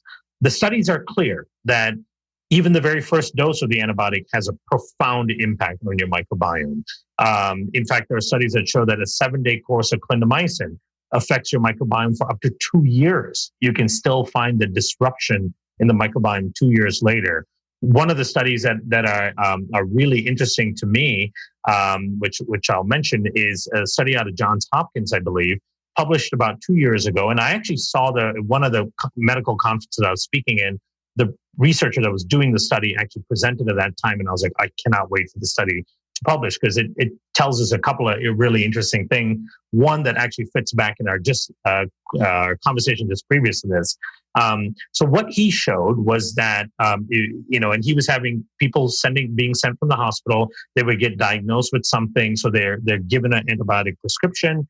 The doctors he was collaborating with would then send him the patients and say, okay, this person's about to start a course of antibiotics. So what he would do then is, before they started the course of antibiotics, he would take microbiome samples and he would start characterizing what the microbiome looks like to a certain degree from those samples. And then they would take the antibiotic, and then he would take further microbiome samples and follow the changes in the microbiome through the course of the antibiotic, and then up as far as 6 months after they stopped the antibiotic.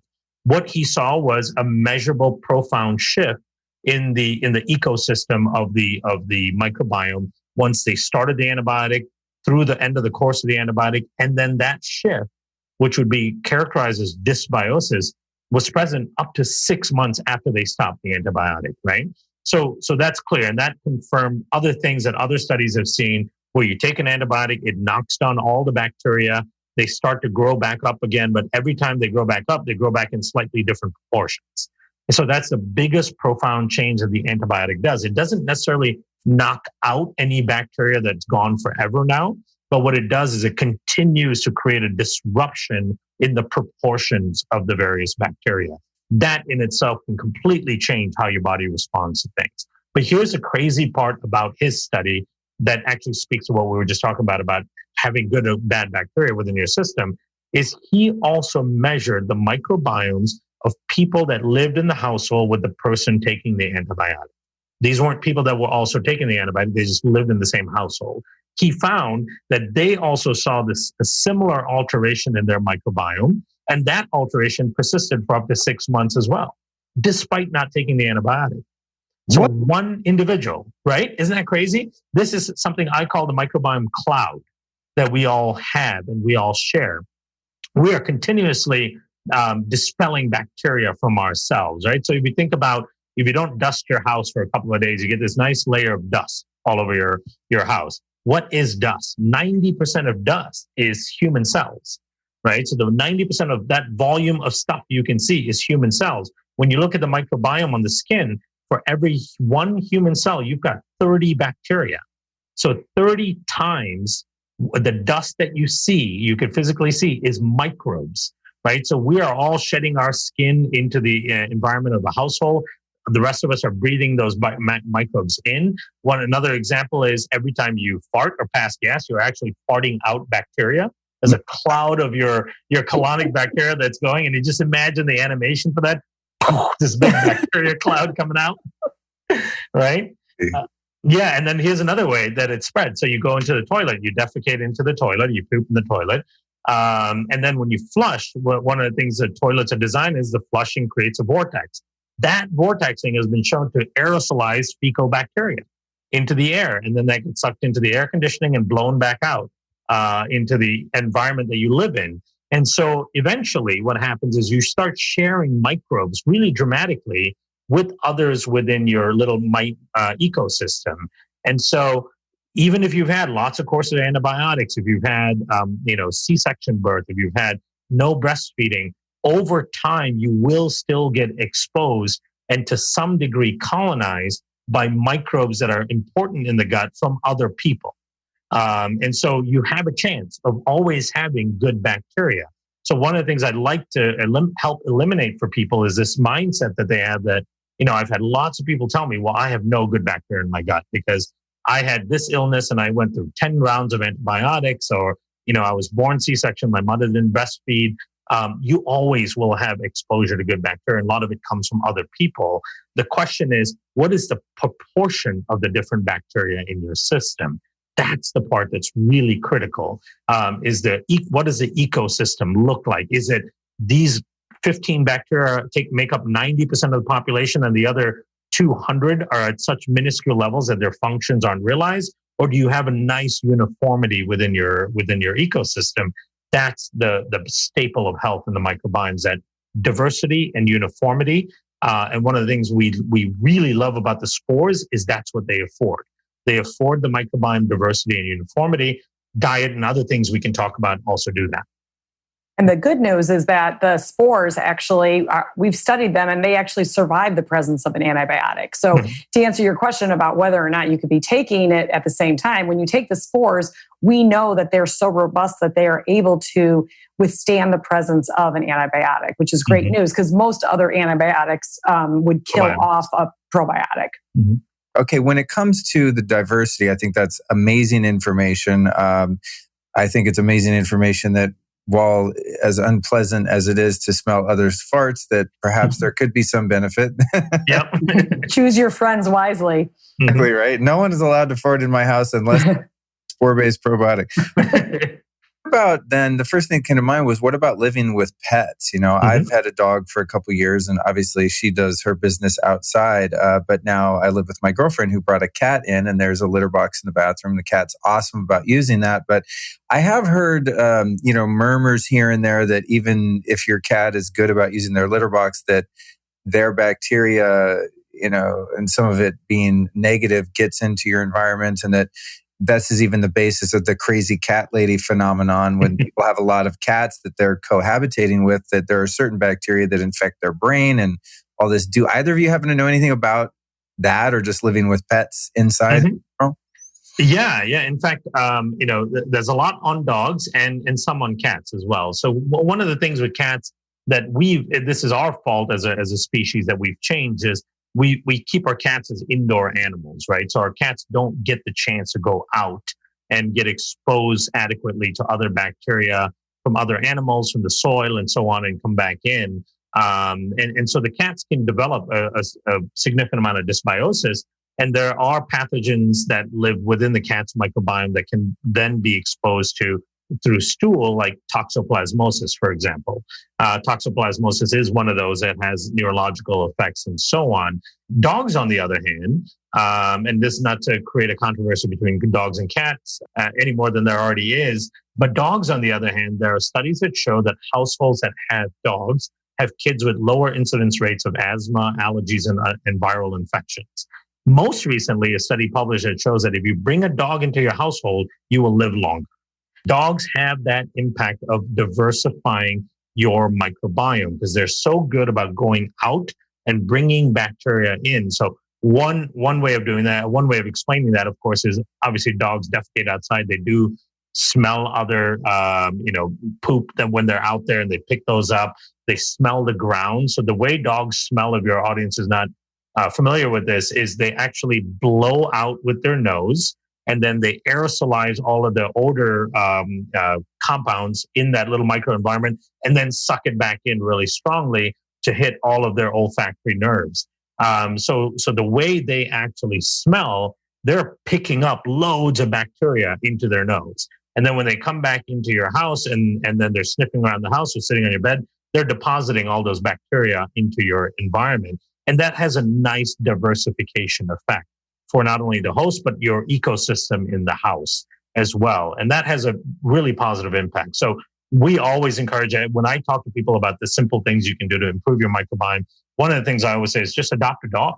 There's lots of dogs that need a home. So you're doing them a service, and you are absolutely doing yourself a service. And if you just had a baby, and this is your first baby, especially, or your second baby, bring a dog into the ecosystem, because that's going to really help the baby and the child. That's so fascinating. Can you explain why my dog Cookie, is she in here? No, she's usually I closed the door before she could run in. She has this habit of, God, it's so annoying. Anytime I take her out into nature, she has this habit of finding any feces of any species of living creature and rolling in it on her neck specifically. To the point, and this is I have two gross stories, but they're funny, so I'm going to tell them. Once I was out with a woman that I was dating, and we're out in the middle of nowhere, and she had to go to the bathroom. So we were around this river, and she ran a ways away to go do her thing. And then Cookie went and chased her. And after she'd come back, Cookie went and rolled in the human feces, which is probably gross feces. Needless to say, that woman at the time was quite mortified. I thought we were by a river, thankfully, so I could dunk the dog and wash her off. But she also is known to go find other dog poop and roll in it, to the point where at one point she came back with a turd dreadlock on her neck in the car, and it was disgusting. And so I'm, now it's like I want to let her off leash because I feel bad that she doesn't get to run free, but it has its downside, and she'll find, horse poop and everything else. Why do dogs freaking do that? Yeah, I think there's a microbiome connection there. So one of the things is, getting that exposure on their skin probably helps their skin microbiome to a certain degree. We know that. And then we also know that fecal matter has pheromones in it. So there is an attraction to the pheromone aspect of it as well. And they like to get the pheromones on their fur and carry with them for a period of time. But I think there may be some instinct in there about the health benefits of having that kind of fecal matter on their skin. The other thing that dogs tend to do, like when they're not feeling well, is they go and eat grass, right? I don't know if you've seen that in your dog, but certainly grass, like when their gut is upset, they'll go eat grass, and that kind of helps their gut. And there are microbes in the grass, in particular Pediococcus acidolactici, that seems to really help modulate some immune response in dogs. And it's an abundant bacteria in grass. So with that in mind, we actually did the first of its kind study on leaky gut in dogs, right? And our thinking was that, wait a minute, these animals are such important companion animals to us. And like us, they suffer from human-like conditions. The most common things are atopic dermatitis, allergies, cancers, diabetes. These are all human diseases that you don't necessarily see in the wild, that we have now imparted on our animals, on our pets.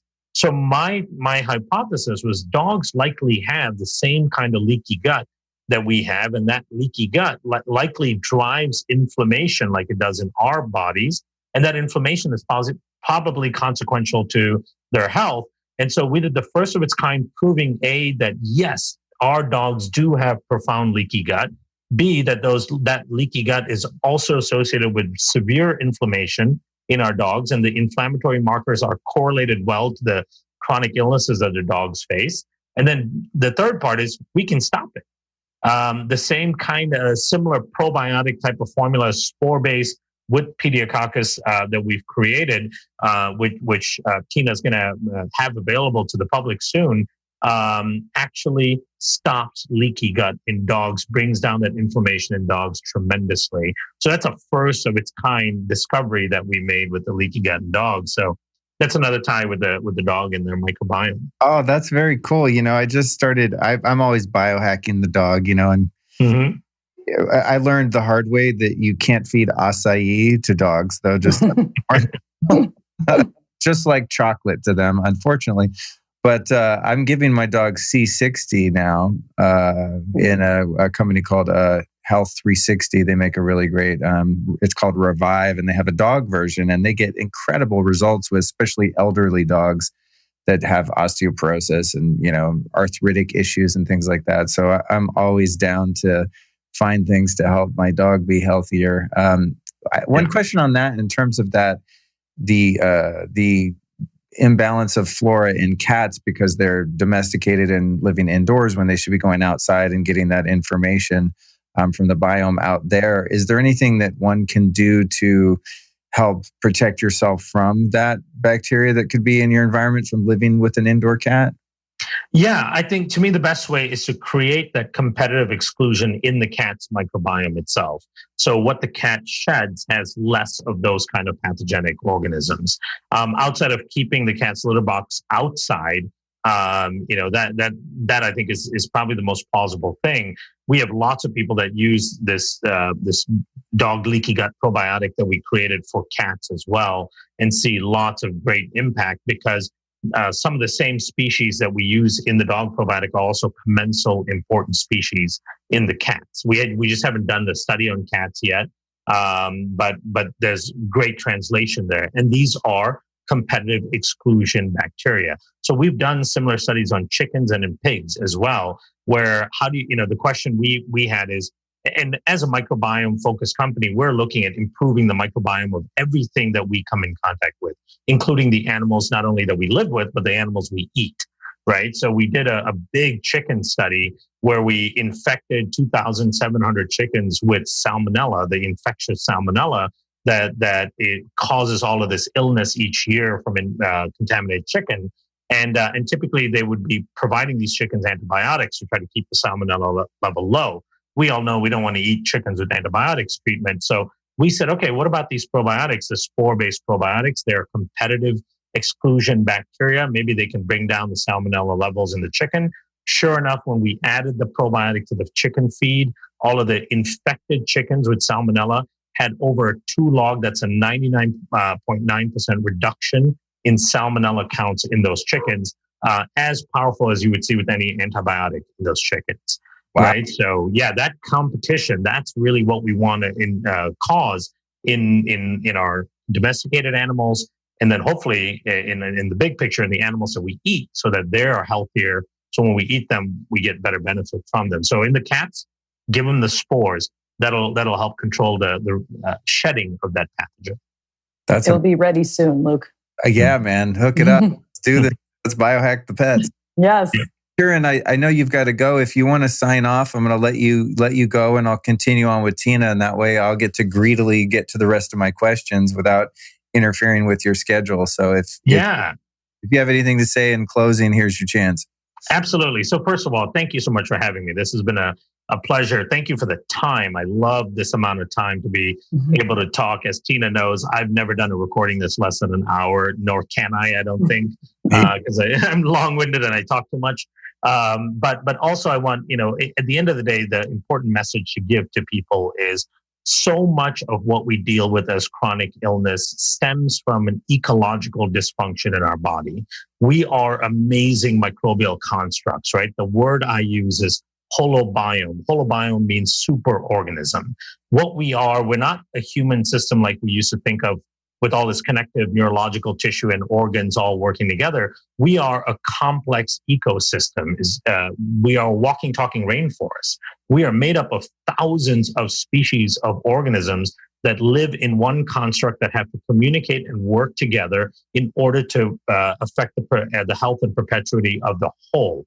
So we are a walking, talking rainforest. We can now trace back the vast majority of chronic illnesses to some sort of disruption in that ecosystem. And a lot of that disruption comes from the world that we've created around us, the toxicity of the world around us. So we have taken this beautiful microbial construct, this microbial ecology, and we've put it in an antimicrobial world.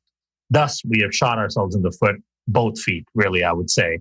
Now, the great thing about this is now that we understand that so many diseases, so many chronic ailments can be attenuated by fixing the ecosystem, we have the ability and we will have stronger ability in the near future to deal with conditions that were thought to be incurable for a long time. You would think of something like Alzheimer's, which is a very scary disease, which the rates of which keep increasing. Since 2017, we know that Alzheimer's is driven by leaky gut, endotoxemia from the gut, going into the brain, causing inflammation and neurodegeneration right in the brain itself. So there may be a probiotic solution for Alzheimer's in the next 5 to 6 years. So we're living in a very exciting time. There's lots of amazing hope down the road, and we have so much more power to fix our system than we actually think. Thanks to programs like yours for bringing this kind of information. It's been an honor being on. And Tina, thank you so much. Always great to see your face. Nice seeing you, Kiran. Thank you. Thanks for joining us, dude. And thanks for your wealth of information and your ability to deliver it in a way that's actually digestible. No pun intended. It's my pleasure. Thank you. All right, man. I'll see you soon. We'll be right back at you after this brief but important announcement. Let's give some Los Angeles love to our friends over at Osea, the original plant-based, results-driven skincare line. A couple years ago, I received a mysterious box in the mail, opened it up to find some skincare products. Nice packaging, I thought. Let's see what's inside. So I turned it around to take a peek at the ingredient deck, because you know I'm a very discerning user of products I put in or on my body. And to my surprise and joy, I found that their ingredient deck was extremely clean. So much so that if one wanted to, you could in fact eat their products. Although I wouldn't recommend it because they're so good for your skin. Osea stands for the elements of wellness: ocean, sun, earth, and atmosphere. And their entire line is built on these 4 pillars, and they pull botanical sources from all around the world to create products that are truly effective. Each of their products is infused with sustainably sourced organic Patagonian seaweed and active botanicals. They're founded and run by a family of women inspired by the sea. And Osea can help reveal and illuminate your natural radiance, whether you're looking for hydration, oil balancing, anti-aging, or blemish solutions. Every product is sustainably packaged, non-toxic, cruelty-free, vegan, and made with love right here in California. And by the way, if you're in the LA area, make sure to stop by the Osea Venice Skincare Studio for a facial that will blow your mind. If you want to order online, simply go to oseamalibu.com/thelifestylist. That's oceamalibu.com/thelifestylist. If you use that link, you're going to get $10 off your first purchase of $50 or more. And you'll also get free shipping on U.S. orders of $75 or more and free samples with every order. That's oseamalibu.com/thelifestylist. And now back to the interview. Okay, Tina Anderson. This is funny. I think this is the first time in 300 some odd interviews that I've ever had one guest leave and then continue on with the other. But yeah, if you're going to afford me the time, I do have some other things that I wanted to go over briefly before we close it out. Sure. So, God, that was such great information. I'm so stoked for you to have him on your team. Oh, he's amazing. I could listen to him I'm just as intrigued as you are when you sit here and he's talking about all of this stuff and the way he makes it, like you said, so digestible, literally. I mean, he's incredible and funny. Yeah. Very cool, guys. So thank you for making that happen. In terms of the ways in which we end up with leaky gut, which I'm assuming a big part of that based on this conversation is just the dysbiosis of having, too many of the bad guys, not enough of the good guys. Something that's been on top of mind with a lot of people. And I've done podcasts with Dr. William Davis and Dr. Perlmutter on eating grains and gluten and things like that. And have found personally that gluten is really hard for me to digest. And even if I'm on a good probiotic like the one you guys make and doing everything right, that if I go off the rails with some gluten, I'm going to pay the price and just have bad digestion and heartburn and whatever for a few days. But then I noticed you guys recently came up with something called Gluten Away, which appears to be this enzyme product. And I've tested it out a few times when I've eaten gluten. And I think I've had a positive effect from it depending on the source of the gluten. And I think that the reason might be I'm gluten sensitive for sure, more so than most people I know, although I'm not celiac. But that sometimes when I eat gluten, it's not organic wheat. So even if I have a good enzyme to help break it down, and I want to hear how that works, that I suspect that there might be a glyphosate or Roundup issue, because so much of our wheat is sprayed with this poison that no enzyme is going to help you with. That it's not the gluten that's hurting your digestion. In that case, it's actually the pesticide. So give me a bit about leaky gut and some of the different things we should eat, should not eat, and how we could get away with eating gluten using, enzymes or anything else. Okay, sure. So leaky gut is, as most of your audience, I'm sure already knows, is just the leakiness of the gut. And it's exactly what it sounds like. There's holes in the intestinal wall. And so there are things called tight junctions. And these tight junctions open up over time when you have this dysbiosis in your gut, like you said. And, some of the biggest offenders that cause leaky gut would be the antibiotics that we take, antibiotics in our food. Glyphosate, like you mentioned, that's a huge offender. And one of the worst things about glyphosate, which of course is the active ingredient in Roundup, is that with antibiotics, the antibiotics kill the bad bacteria, and they're also killing the good bacteria, which is what we don't want.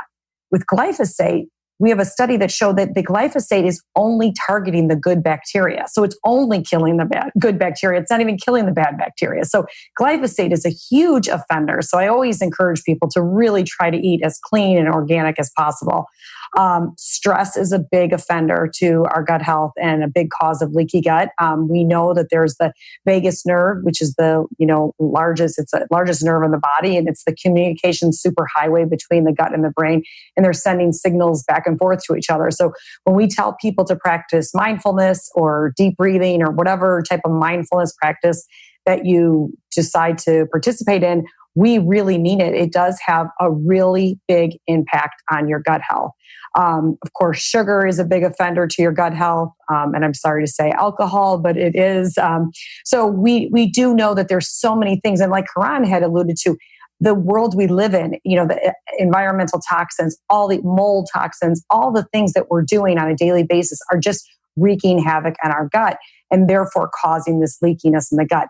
The leaky gut study that we did with the strains that are just used in Just Thrive actually showed that they tested 100 college students and 55% of them had a leaky gut and didn't know it. They were otherwise healthy, but we found out they actually did have this leaky gut. So they estimate that 80 to 85% of the adult population has a leaky gut and doesn't know it. So this is why we're seeing so much of this, the gluten intolerance out there. And the interesting study that we came out with this product called Gluten Away, like you mentioned, and it's not intended to replace a gluten-free diet at all. It's really meant for the accidental exposure to gluten.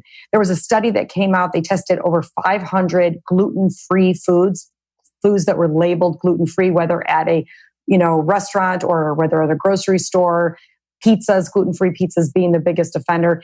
And it showed that it was about 30% of them actually had gluten in it. And so they're labeled as gluten-free, but they actually have gluten. So it was really meant for the accidental exposure of gluten.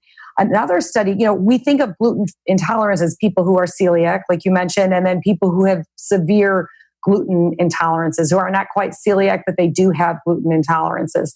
But really, there's a third category of people, and those are the rest of us, people who don't identify as having a gluten intolerance. A study came out showing that anytime somebody ate gluten, it caused that leakiness of the gut. It was contributing to the leakiness of the gut. So really important. The enzymes that we use, one of the main ones is tolerase G, and it basically is just a super gluten digesting enzyme in there that's really cutting the gluten, the proline-rich gluten at both ends. So if you envision a string, it's cutting it in the middle and then on the ends of the string. So really important to remember that it's not a replacement for a gluten-free diet, unfortunately. It's really meant to help for that accidental exposure to gluten, and really important for really everyone to be taking it because of the fact that we are all really having this, negative effect from the exposure to gluten. And I just want to touch on the leaky gut study that was done. We know that the leaky gut study that was done actually showed that they were measuring LPS toxins. So the LPS toxins that leak into the bloodstream. That's how we measure the leaky gut. After 30 days of being on the spores, it actually showed a 42% reduction in the LPS toxins in the bloodstream. That's super profound to show that we've got something. And these college students, were not sent home with any other dietary or lifestyle modifications. And of course, we all know what college students do to their bodies. So we now know that we have something that's actually helping, reducing the LPS toxins by 42% in the bloodstream, which is just huge and hugely profound. Wow, that's very cool, and also upsetting because I've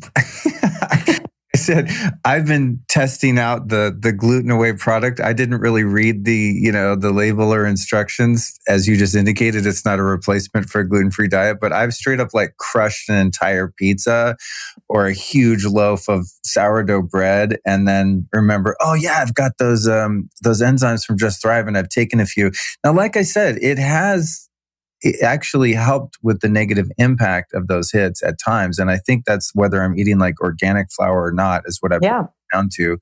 But still, it didn't make me like Superman and immune to any negative effects, which is kind of what I was hoping for. But bring up a really good point, and that is for people that are really sensitive to gluten. And I would argue that everyone is to a degree. They just don't know it because they're not tuned in enough to have those sensitivities. But as I said, like talking to William Davis and David Perlmutter about gluten, they're like, dude, no humans, gluten's not good for any humans, no matter what they think. Because I have a lot of like, what? I'm fine. And based on the science, you're not. But if you like to enjoy gluten like I do sometimes, go for it. And mind, but I'm waiting for like something to come out that just makes you completely immune to gluten, because like bread and pizza are maybe the best food in the world, like a combination of bread and cheese. But one thing that I've also experimented with when I do have just an irresistible cheat, and I just got to do it, is, and this gets into kind of like a little bit of the orthorexic neurosis here, admittedly, but if I do eat gluten, I'll take a bunch of your enzymes and whatever other enzymes, and then I'll also like eat some activated charcoal afterward. Mm-hmm. Hook up any of the glyphosate that might have been in that flour. And by the way, if it's not organic flour, it's pretty much guaranteed to be chock full of glyphosate, as I've learned. But do you think that all people, in terms of like the leaky gut issue, are just better off avoiding gluten at all? Oh, absolutely, I do. I mean, especially after that study that I referenced. I mean, you may not identify as being gluten because you don't have a gastrointestinal issue, but it may manifest itself in another way. Maybe you have chronic fatigue, maybe you have headaches, maybe you have a skin rash, and then all of a sudden you start to remove gluten and it starts to go away. I mean, we know that when you eat gluten, it starts penetrating that gut lining, and that is very problematic. I mean, it is one of the most important things we could do for our health is to make sure we have a very, very strong gut lining. 90% of non-communicable diseases are really associated with a leakiness of the gut. So pretty much, it's hard to find any disease that's not associated with that. So I think gluten is a big driving factor in causing that permeability in the gut, and it definitely something to stay away from. And it's, like I said, it's not always associated with a gastrointestinal disturbance. It manifests itself in many different ways. And we see that, you see that with people all the time that say, after I stopped eating gluten, I didn't get headaches anymore. Or after I stopped eating gluten, I slept better. I mean, there's so many different, causes of when you have that gluten in your body that, there's so many causes, unfavorable things that happen. That's so true. Yeah, I have a friend who eats a fair amount of gluten, and I try to mind my own business unless someone asks. But I observe, damn girl, you eat a lot of gluten. Yeah. I said, do you ever have any digestive problems or heartburn or constipation, diarrhea? And she's like, no, I'm very regular. Everything's fine in that way. I said, well, shit, maybe gluten's not bad for anyone. But she started doing a bit of research, and she was having some skin issues, just, acne and things like that for no apparent reason, and keeps a clean, organic diet. Hormones are in balance. Like everything's fine that would be indicative of skin problems. And just for the hell of it, she quit gluten. And within a week, her skin was just completely clear. Yeah, I know. And it's the only thing she changed. When that happened, I was like, oh shit, this gluten thing is legit. This is deep, And what I noticed too, in addition to just my digestion getting wrecked when I go off the gluten train, is the interesting thing about it is the effects on me don't happen the next day. It'll be like 4 or 5 days later, and I'm going, God, why is my stomach hurt? Why do I have heartburn? I'm like popping Tums, and I'm thinking back. I go, I hadn't eaten anything weird, but I forget it was like days before I did gluten, and then around the same time, all my joints will start to hurt, like any back pain, hip pain, knee pain. I'm 49, so this is a thing. You're young. I'll have to trace it back. Like, did I work out? Am I not taking enough ice baths and saunas and whatever? And I go, oh no, God damn it. Last Sunday, I ate a cheese pizza, and it's like, it takes that long to kind of like weasel its way into the inflammatory process of the body, So I'm slowly learning and getting a little more disciplined, but I do find that is like one of the most addictive foods out there. And even knowing what I know, sometimes I still just I literally can't resist. Yeah. And I mean, I'm guilty too. So, but the nice thing is we are taking care of our gut lining, right? So we're okay. And the other thing I want to tell you is next time you take it, try to take it before the meal, maybe about 10 minutes before the meal. So that all right, studies show it work better that way. Noted, will do. Then I wanted to ask you about vitamin K2.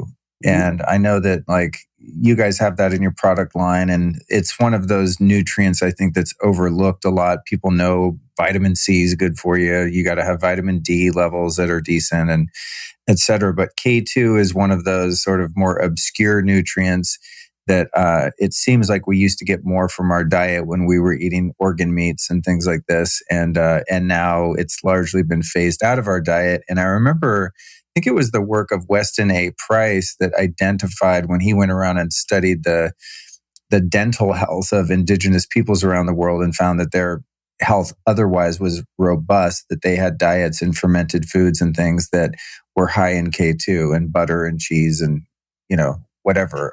What's the deal with K2 and what foods have it or not? And how is it related to D3? Because they seem to often be associated in terms of different supplements and stuff. Yeah.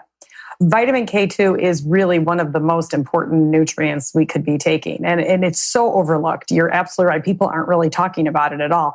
The role of vitamin K27 in the body is to actually move calcium around, direct calcium throughout the body. So it literally will remove calcium from plaque from the arteries, like the heart, and put it into the bone. So it's literally telling calcium where it needs to go. And really, we don't get vitamin K2 from food, like you mentioned. So the biggest source of it is that Japanese food, natto. I don't know if you've ever tried that, but I've heard it's pretty nasty. I've never tried it. Natto is super gnarly. It smells like the feet of a corpse. Yeah. That's a great explanation. The funny thing about natto is I used to live in a pretty big house, and it was a really long house. It was about 2,800 square feet, and I lived with a girlfriend at that time, and the bedroom where she used as an office was like at the furthest reaches of the house. We were, I don't know how many feet, but we were really far apart as you could be in the house. And I swear to God, I would open up the natto in the kitchen and I'd hear her 30 seconds later, gross. stuff, it would like it would stink up the whole freaking house. And I was like, it's incredible how strong it is. So if you're going to get K2 from natto, good luck with that, because it's an acquired taste and you'll annoy anyone that you live with. So anyway. Right. And so there, you could get it from organ means, like you said, which people aren't really eating these days. You could get it from like cheeses out of like Northern Europe and things like that, but you're not really getting high doses of vitamin K2. And vitamin K2 is actually one of the most well-studied nutrients out there. There was Rotterdam University did a study. It was over a 10-year period of time, 4,800 subjects in it over 10 years, and found that just 45 micrograms of vitamin K2 reduced heart disease by 50%, reduced arterial calcification by 50%, of course, and that reduced heart disease by 50%. But the other interesting finding is that it actually reduced all-cause mortality by 30%. There are studies on vitamin K2 intake with cancer, with diabetes, really, really important. It's also really important for bone health. A lot of great studies out there for osteoporosis, osteopenia. So even small amounts of vitamin K2 have such a huge effect on people. And it's so important. And it's interesting, you mentioned vitamin D. I mean, everybody loves vitamin D. It's like the darling of the medical community. And vitamin D is super important, especially during this time. People are taking lots of vitamin D. The problem is if you're taking vitamin D without vitamin K2, it increases your body's demand for vitamin K. So you're actually depleting your K2. So really important if you're taking vitamin D to be taking, supplementing with vitamin K2. There couldn't be a more important time to do it, because you don't want to be deficient in vitamin K, because that is something that could lead to heart disease, osteopenia, osteoporosis, and other conditions like that. So lots of great studies on vitamin K2. As you know, we are mostly a gut health company. We focus so much on gut health, but we also have a pledge to us. Our mission is to bring products that are missing in the market and needed, so desperately needed. And we really felt that vitamin K2 in the form that we brought it in, which is a high dosage of 320 micrograms, pharmaceutical grade. Vitamin K2 is a very active compound by nature, so it tends to degrade on the store shelf over a period of time. We could guarantee stability through the end of the expiration date. We also included magnesium and zinc in the formulation, because we know that those are the two main cofactors of vitamin K27. So really, really thought out formulation. Just know that we wouldn't bring anything to the market unless we really felt that it was something that was missing and needed. And we know that vitamin K27 is just such a cool nutrient that we really need to be taking, especially with high doses of vitamin D. I think that's why I was curious about it. Like when a company only makes 3 or 4 things, you could have 20 things and make more money. You know what I mean? Yeah. You're like, why not have a bunch of things? But I'm always interested in why a company that makes some sort of health product only has a couple flagship products, and there must be a reason why. So thanks for illuminating that for me. I'm wondering, what was the other thing I wanted to ask about was when it comes to the diversification of your gut bacteria and gut health, what are some other foods that are good to eat just off the shelf? I mean, we're going to assume, of course, that they're organic, and also foods that are good as a prebiotic, and why someone might also want to take a prebiotic product in addition to just eating foods that are going to be good for your gut biome. What are good dietary guidelines one might follow with gut health in mind? Well, the interesting thing especially for diversity, a great thing to do is to eat lots of different ethnic foods. So going to different ethnic grocery stores, because that creates more diversity too. Like the more diverse group of foods we don't eat, a lot of us just eat a lot of the same meals over and over again, and we all try to eat healthy, but we're not eating a diverse group of foods. That really helps with the diversity in the microbiome as well.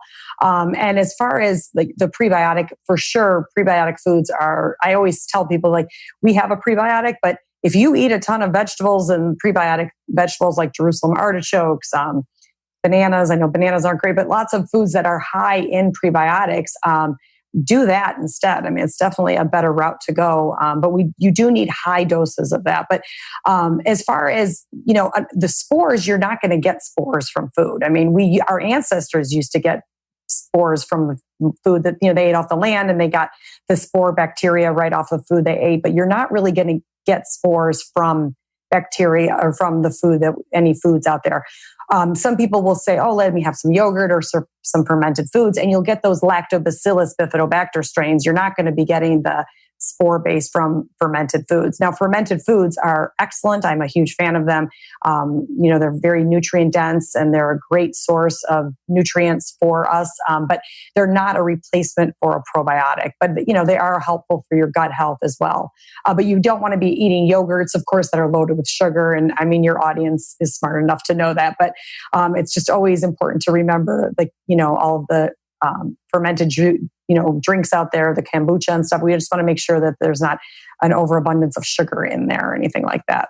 In addition to gluten, sugar is my kryptonite, and one I'm fond of. In fact, last night I had a moment of weakness and pounded 3/4 of a Ben & Jerry's.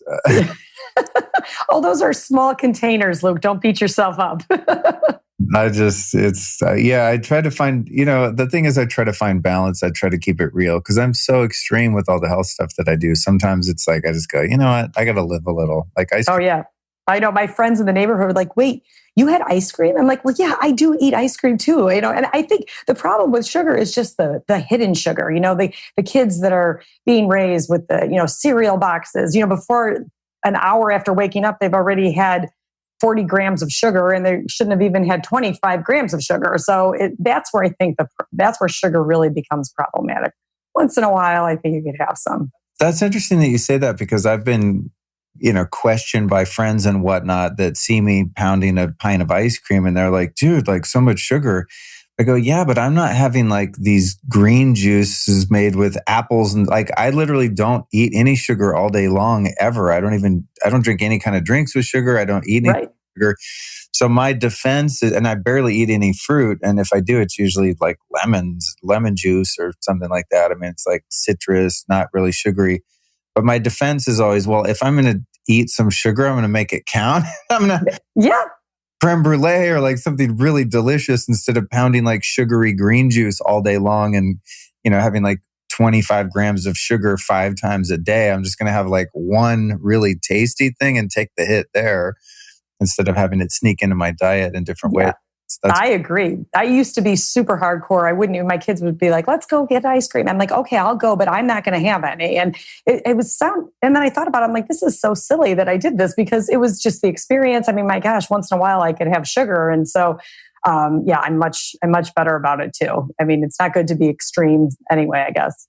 When it comes to the prebiotics and taking products, these powders and stuff like you guys have, is there any concern with someone who has dysbiosis and has an overgrowth of, a bad bacteria or pathogenic bacteria, or even a fungal infection, where now you're feeding your good bacteria, but also because you have too much bad bacteria, you're also feeding that? Is that something one would want to be aware of? Yeah, I think that's a really great point. And I'm glad you brought it up, because one of the reasons we didn't launch a prebiotic for a while was because we couldn't find these fibers that would actually only target the good bacteria. So these fibers actually were chosen because they target the beneficial bacteria. They're not, one of the problems with prebiotics is they don't know how to distinguish between the good bacteria and the bad bacteria. So exactly like you said, they would actually make a problem worse. Even that being said, when somebody has some dysbiosis going on, a lot of times we'll say, you know what, why don't you start with the probiotic, really recondition that gut, and then start maybe 3 or 4 weeks later and add the prebiotic in. Oh, cool. Okay. Awesome. But these were very carefully selected fibers so that we knew that they would only target the beneficial bacteria in the gut. Awesome. Thanks for the information. It's the greatest thing to have a podcast and be able to talk to the people behind some of my favorite things, because it's like personal consultations. I never have to call customer service. Hey, I got to this thing, or get on the freaking chat. It's like, I talked to the owner, man. What a gift. Yeah. Thank you. Yeah, I think I've covered everything I wanted to cover with you. And I'm going to put your prior episode, which, forgive me, I don't have the number of it, but I'll put your prior episode in the show notes, where we went like way into, all the probiotics and fermented foods and all that kind of stuff. in a different and interesting way. So I tried to not repeat myself today with you, but thanks for coming back on. My closing question is going to be the same it was last time, and I didn't get a chance to ask Kiran this because he had to bounce. So you're the one on the hot seat. But first question is, who are 3 people that have influenced you and your life's work that you might recommend we go check out? Okay. Wayne Dyer. Definitely a huge fan of Wayne Dyer. It's when he passed away, I think that I felt like a family member had passed away. Norman Vincent Peale is another one that I love. And a lot of what people that have influenced me have been like unfortunately Simon Sinek is probably a big one too. I love his work on, leadership and that kind of thing. Awesome. Thanks for that. And then where can people find you, your company, et cetera, on social media websites? Our website is justthrivehealth.com. Instagram is Just Thrive Health. And Facebook is Just Thrive Health also. Awesome. All right. Excellent. Well, thank you so much for coming back on the show. And I'm glad we got to hang out virtually since we're missing each other at the events where we usually get to spend time. I know. This was great, Luke. Thank you so much. I love following you. I love watching all your adventures. And thanks so much for spreading the good word around. Appreciate it. Absolutely. All right. I will. I'll see you soon, Tina. Stay safe. Okay. Thanks, Luke. Bye. Bye. Well, just when I thought I knew some stuff, right? Geez, what a boatload of information about immunity there. This was such a fun episode for me to record because I was just like on the edge of my seat learning so much. And I thought that I was becoming somewhat bored with doing like health-centric shows. I tend to kind of really get fed more personally by the shows that delve into metaphysics and psychedelics, personal development, relationships, etc. More of the inner game, I guess you could say.